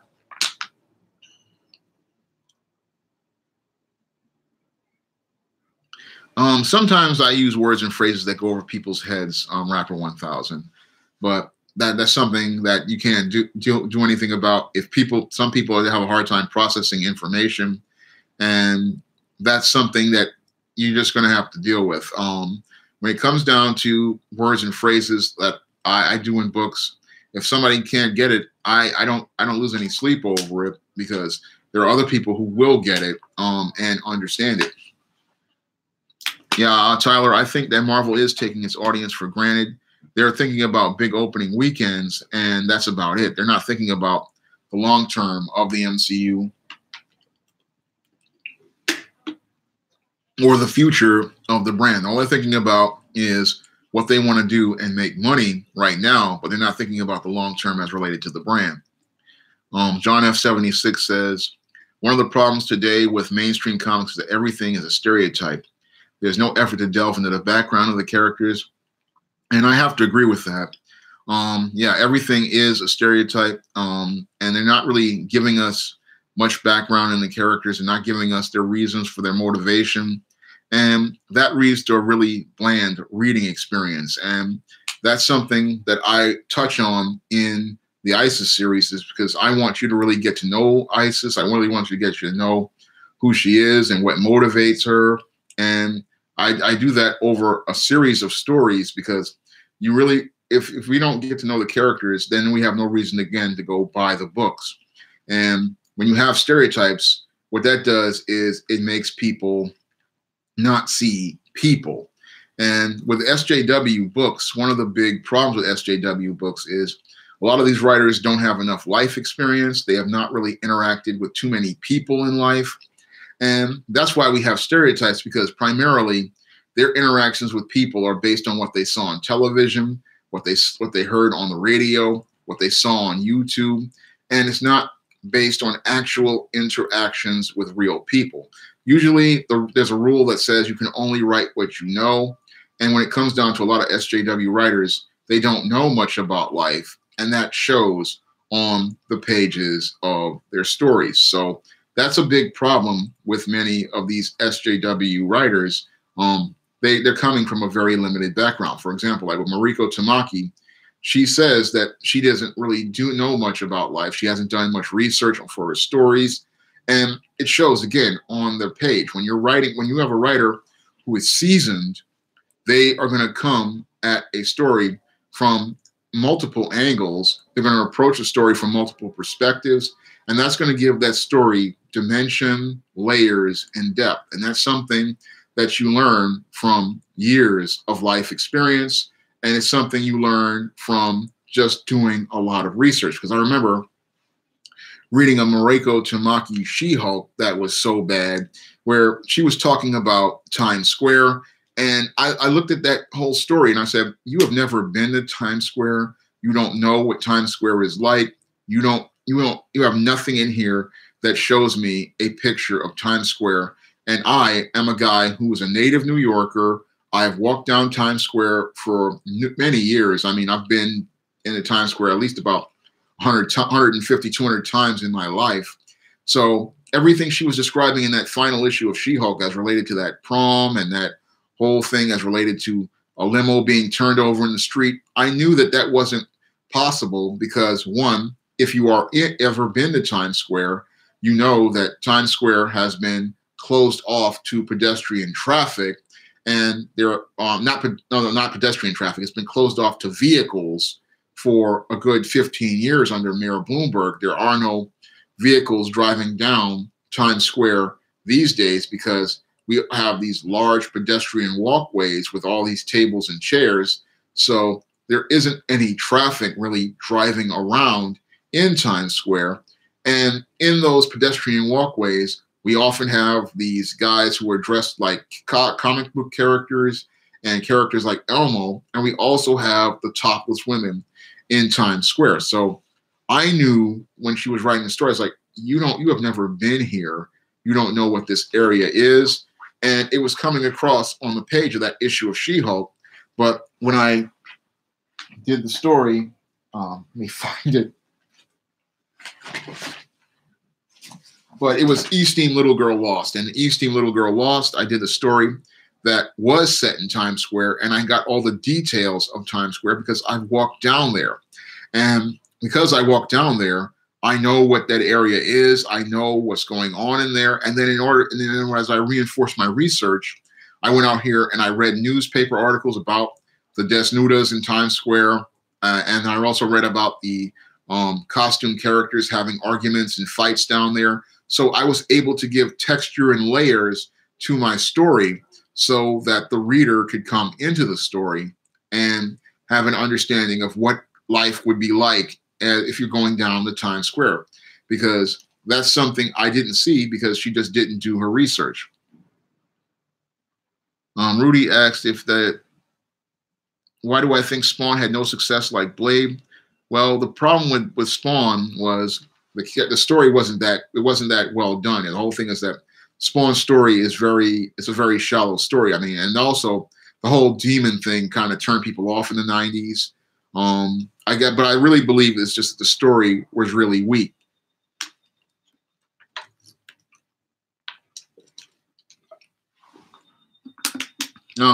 That's right, Hans Feezy. That's what we would see a lot of that in Times Square, where you have Elmo shouting that he knew John Gotti, and you would see stuff like that. That's what Times Square is like. It's really crazy down there, and we never got to see any of that craziness in Mariko Tamaki's story. She gave us a story that was not really accurate to the Times Square anybody knew or anybody who had read about. And when I did my story, I was like, I didn't see any of the Times Square I lived in, and I had gone to visit for many years. I think I found it. Oh, here it is.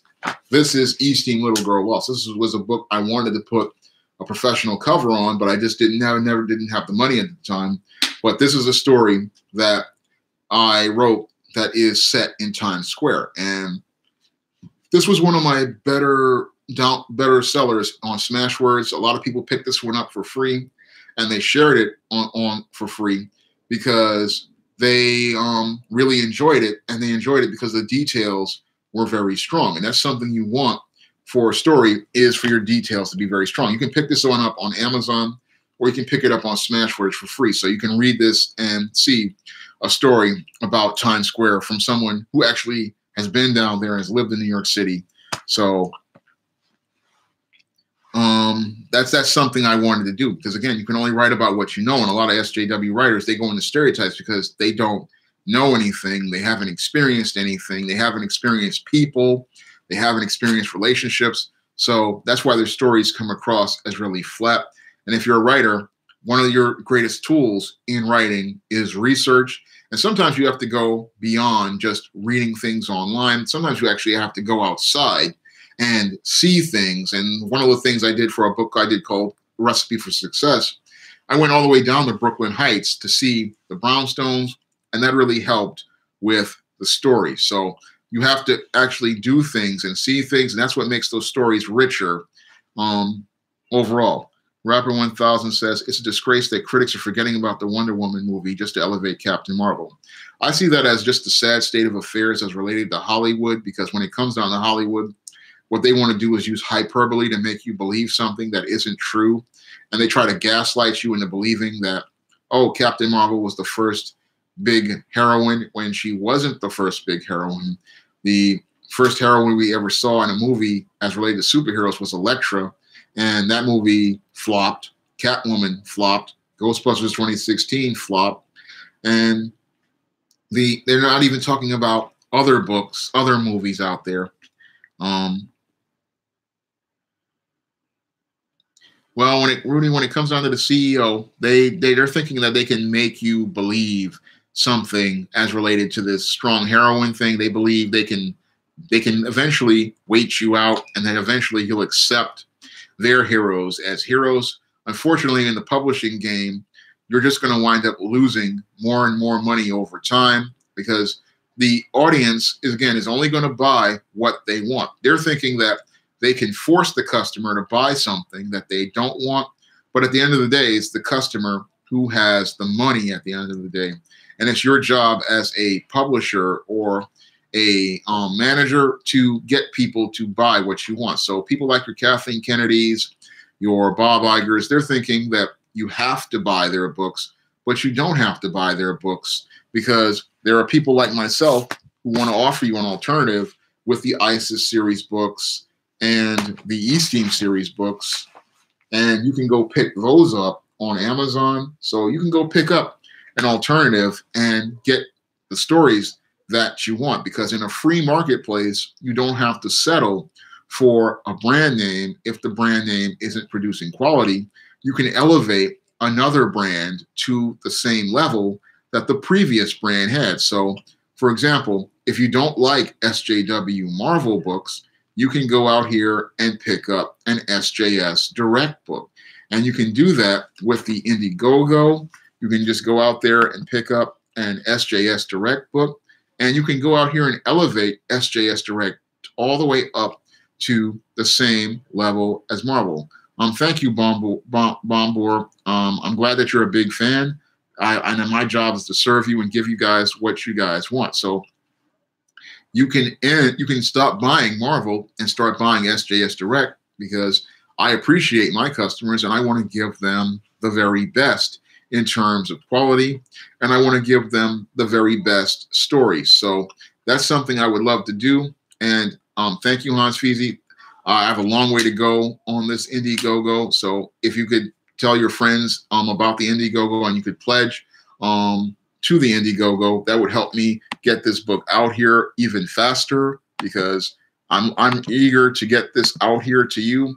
And Bill has offered up the original cover art for 4 ISIS series books as one of the rewards. So you can get a chance at getting not only a paperback edition of the All That Glitters graphic novel once we get the funding, you can also get a chance at the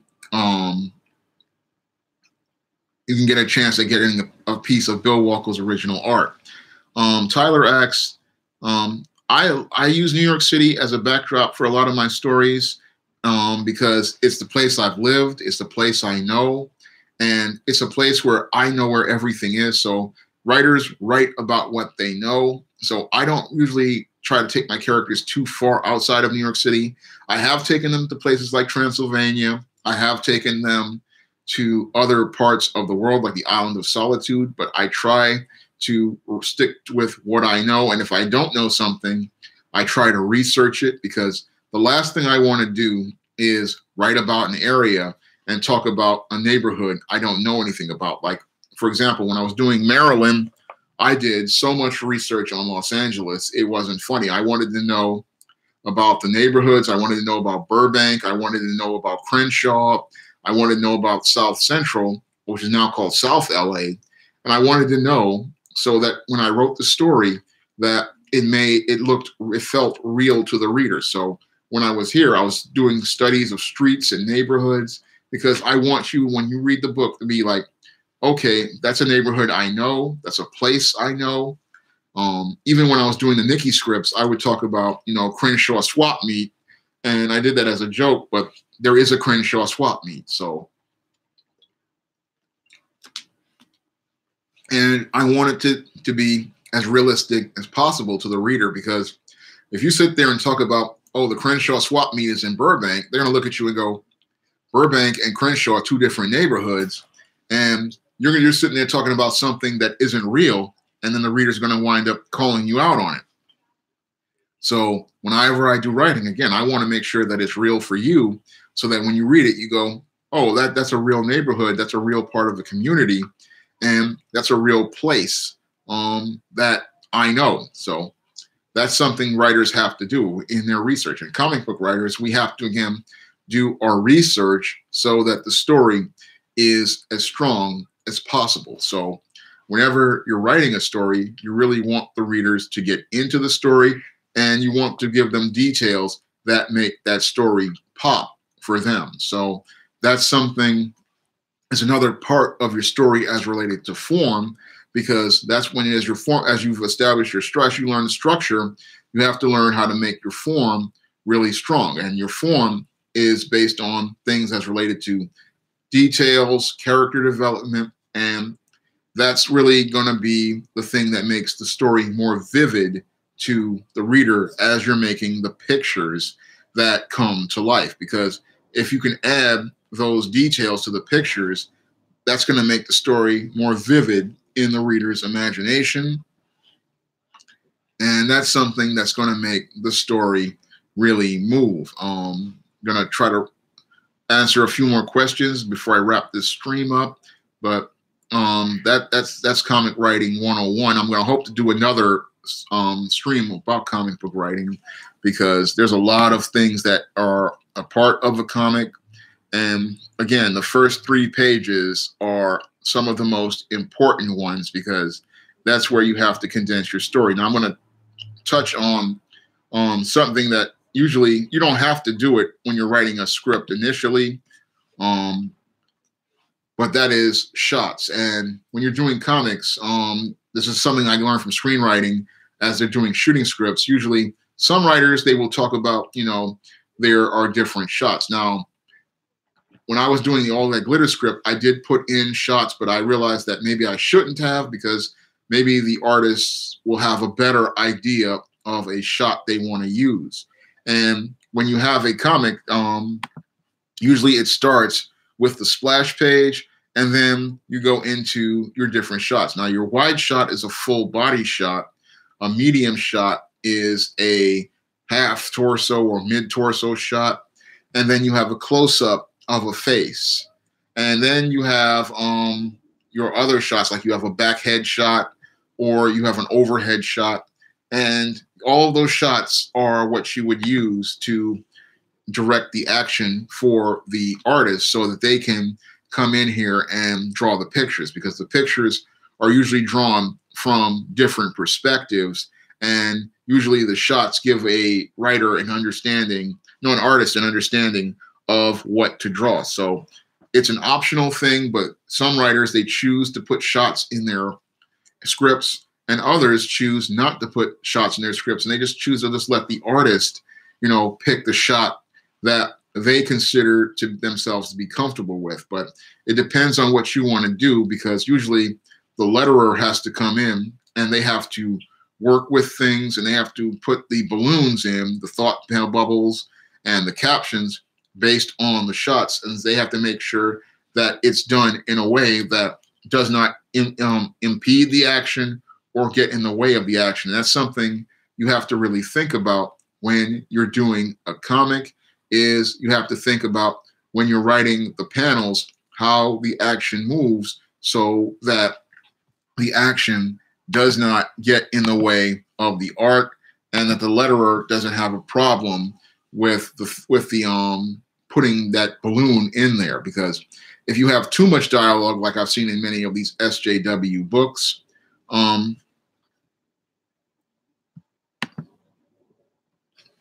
you will have a problem. Chris just put up his Indiegogo, and you can support that one too. But if you would put up too many bubbles in a book, it's a problem. And what I've seen in many of these SJW books is that the balloons go on too long, the dialogue goes on too long. And in a comic, that's another thing you have to look out for, is your dialogue. So when I was doing All That Glitters, I had to really make sure that the dialogue was not too long, because if the dialogue is too long, then what's going to happen is it's going to overtake the panel. And instead of us going out here and reading the story, the balloons are overwhelming the entire panel. So instead of us seeing the action, all we're getting is this big block of dialogue. And I've seen that with many SJW books, is that they over-design the dialogue and they overdo the dialogue. And one of the ways you can vet dialogue is to read dialogue aloud. So you have to really take a minute there and read that dialogue aloud. And reading a dialogue aloud, what that's going to do is you're going to see how that sounds as if it comes out of the character's mouth, one. And two, you're going to see if this moves along quickly. So that's another trick I use whenever I'm writing anything, whether it be a screenplay, a novel, or a comic script, is I go out here and I sit there and I read that dialogue, because you don't want long paragraphs of dialogue. And I've seen that in too many comics these days. People just aren't letting the action in the picture tell the story. And that's another thing you want to do in your script, is make sure that the action is moving the story along, because this is a character-driven story, and you want the characters to move the story. You don't want all of these long paragraphs of dialogue, because when you have long paragraphs of dialogue, the book is not going to go anywhere. And I've seen too many writers make that mistake, and that is something you just don't want to do. So when you're doing a comic, like Edward Gaines just made a point, you're also you also want to make sure that the dialogue is a part of the elements in the book. You want to make sure that the text is there in the thumb and it's flowing smoothly. So it's a major challenge. I don't have proofreaders read my dialogue, but yet, because I can't afford them. But I hope to hire a proofreader for All That Glitters before I go to production if I can get it funded. I want to hire a proofreader to take a look at it. But usually when I'm doing stories, I'm usually reading it over, and I usually read it aloud to make sure that the story is there, because I don't want to have dialogue that doesn't sound like something somebody wouldn't say.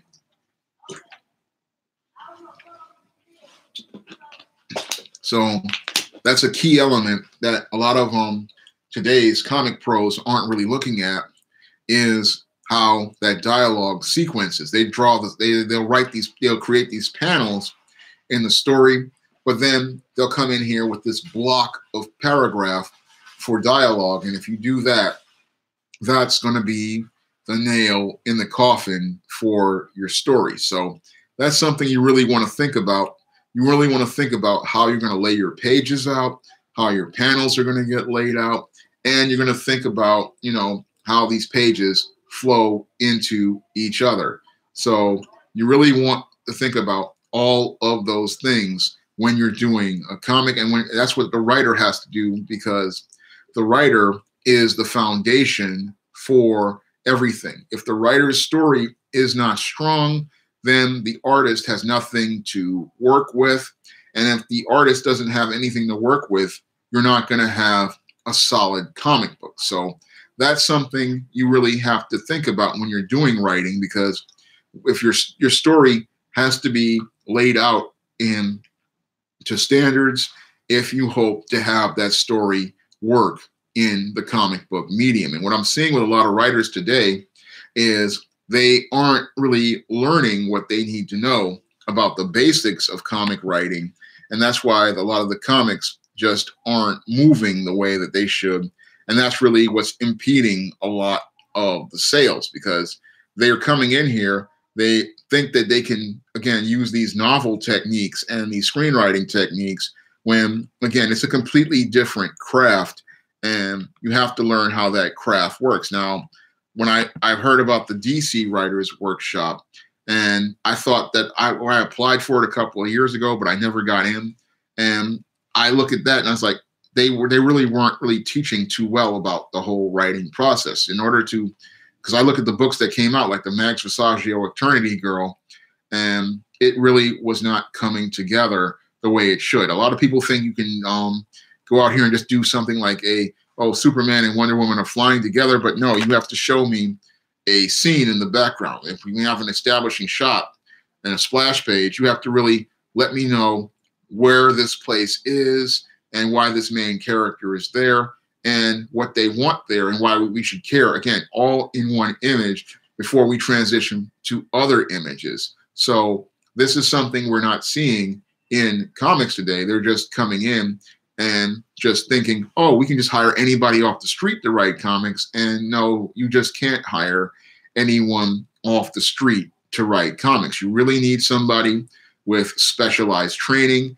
And in order to get that specialized training, sadly, we're not having many places out here that really teach it. So a lot of people like myself, we had to learn on our own. And when there are opportunities like the DC Writers Workshop, people really can't get in the door. Thank you, D-Rock Den. Thank you again for the donation, and thank you for these 10. Congratulations on the 10K subs.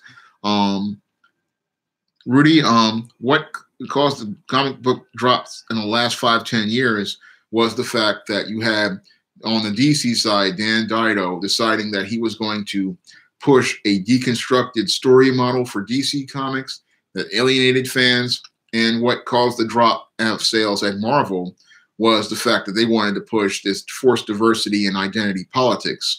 And that's what led to the percentage comic book drop in sales, which had already slumped after the speculation boom ended in the mid to late 90s when Marvel bought Heroes World, because Marvel bought Heroes World and thought they could distribute comics. And that's what also led to a major drop in comic sales. So those were the core elements that led to the drops over the last 30 years. And the last 5 to 10, it's just not giving the customer what it wants. Now, the customers on the DC side, they want to go back to fun, action, and adventure.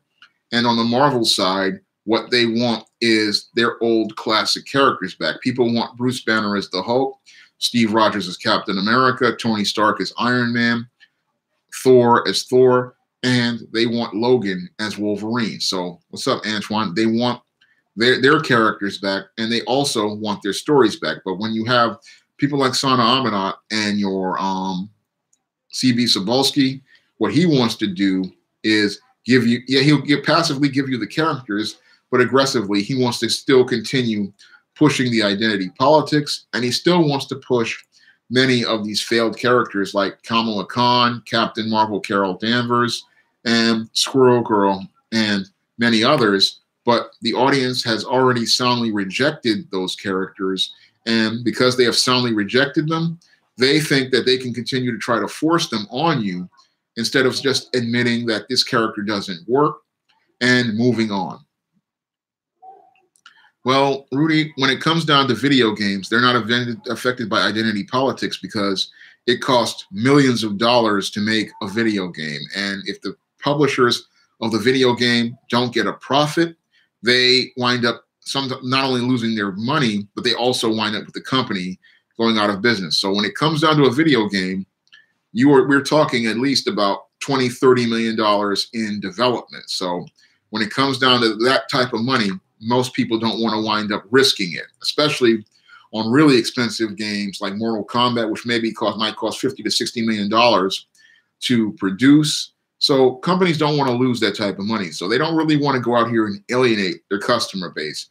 When they come, that's why they don't really want to push too much identity politics, because they know who their core customer base is, and they know that their core customer base will walk away from a bad game, like in the case of your Fallout 76, where people just abandon the game. So you really don't want to go out here and make people mad when they're spending $50–60 on a game. So comics, they feel like, oh, the audience is small, we can get away with this, and it doesn't cost that much per unit. But what it's really doing is it's hurting the comic shops, because the comic shops, they are stuck with all of these bad books. And when they're stuck with a bad book, what happens is they wind up taking the loss. So that's why they push identity politics in comics, because they don't have that much to lose in terms of investment. Whereas with a video game, if they lose on a big game, they would wind up losing everything. Like, again, Rapper 1000 talks about Battlefield 5, when they introduced that woman into the game, they wound up losing a lot of customers who knew that World War II, women were not in combat. And the whole idea of bringing a woman into combat in that era, it just was not logical or even feasible. So that's what we saw as the video game industry. But they're still trying to push their agenda. But what's going to happen is they're just going to continue to lose money. And what's going to happen is competitors are going to come in and replace them, because in the business world, when you have a free market, if one company is not producing what you want, what's going to happen is a competitor is going to come in, and then they're going to produce what the customer wants, and they're going to take market share. And that's something that I see that could have happened with your comics if we can get more people funded with Indiegogos.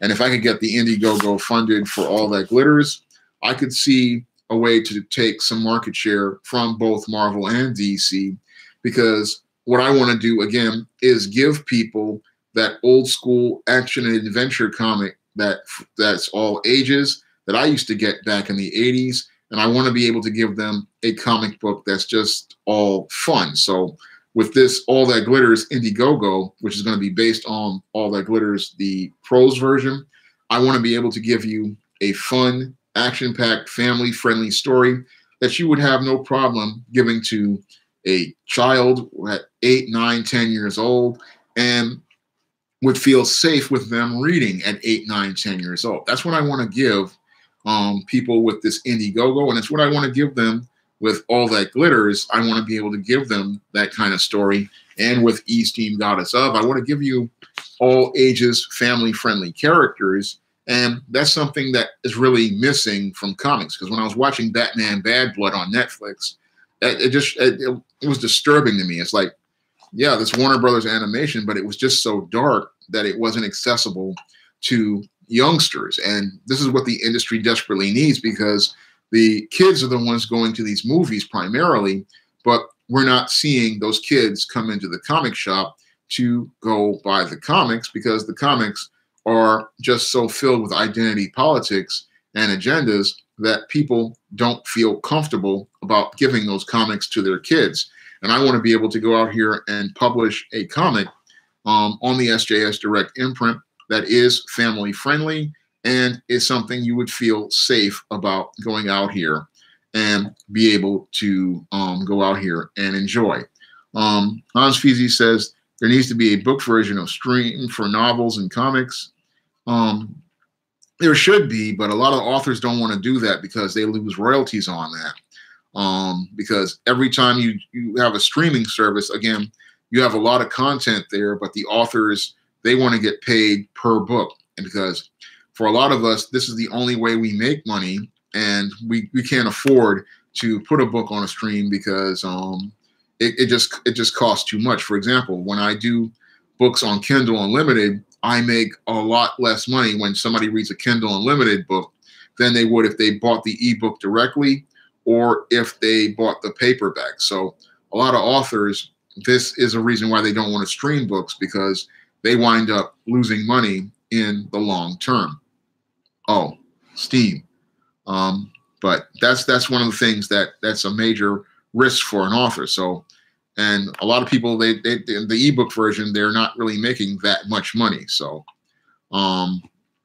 like for example, All That Glitters Kindle version is $3.99, whereas the paperback is $7.99. But the paperback version is the cost of 2 comics, and the ebook is the cost of 1 comic. So, when you if you pick up any ISIS or Esteem series book, it's about the same price as a comic. So that's one of the reasons why I price it that low, because I want you to be able to afford it, and I want it to be accessible to you. So that's why I keep the price really low. It's Steam. But that's one of the things I try to do, is make the books affordable to readers, because I know that a lot of people, their incomes are limited and their resources are limited. So I want to be able to give them the most entertainment value per dollar. And that's what I want to do with this Indiegogo, with the graphic novels. I want to be able to give you high quality. I know that the price for the paperback is a little high for some people, but that's like the standard rate for most paper versions, because this is because usually when it comes down to comics, it's like a limited run. But this is just, again, to pay for the art, to pay for the coloring, to pay for the lettering, and to pay the printing costs. And all those initial setup costs, they are very high. But at the end of the day, I will be able to provide you with a great comic. And that's what I want to be able to do with this ISIS graphic novel Indiegogo. And it's what I want to do when I do this live stream, is help people learn how to make better comics. Because when it comes down to a lot of people, they're not really learning what they need to know about comic book writing. They're not learning about the structure of comic book writing and how it is different from the novel and the screenplay. And they're not learning about how to create a proper form around that structure in order to tell a story that's compelling to the reader. And they're not learning about the story paradigm and how it works for comics, because comic books are a character-driven model, and they are a story model that uses the fewest economy of words to condense the most amount of story into a series of panels. And those panels sequence over the course of 32 pages, usually 20 pages and 10, 12 pages of ads. And you have to be able to make that story flow from the initial splash page that the reader sees on the first page all the way up to the last page of the book. And you have to be able to do that in a way that compels the reader to keep reading and then be anticipating the next issue. And that's something that I hope everybody has learned from this live stream regarding comic book writing 101, because this is something that, again, lays the foundation for any good comic book is the story. And if you don't have a strong story, you can go out here and get the best artists, whether it be a John Byrne, a Todd McFarlane, or Jim Lee, or many of the other popular artists, and they're not going to be able to create a story that's compelling because you don't have that foundation, because story is the foundation of a comic book. It is the foundation of the medium. And it's something a lot of people don't appreciate regarding the medium is story. They think about the visual aspects of it, but in order to get to the visual, you have to have the story that drives the characters, drives the action, and gives the reader a reason to continue all the way to the end of the story. I'm going to wrap up the stream at this point, and if you want to pick up ISIS All That Glitters, you may do so by heading over to Amazon.com to pick up the paperback version and pre-order the Kindle version. And if you want to pick up the paperback version of Esteem, Goddess of, you can pick that up on Amazon.com. Nestman asks what my email is.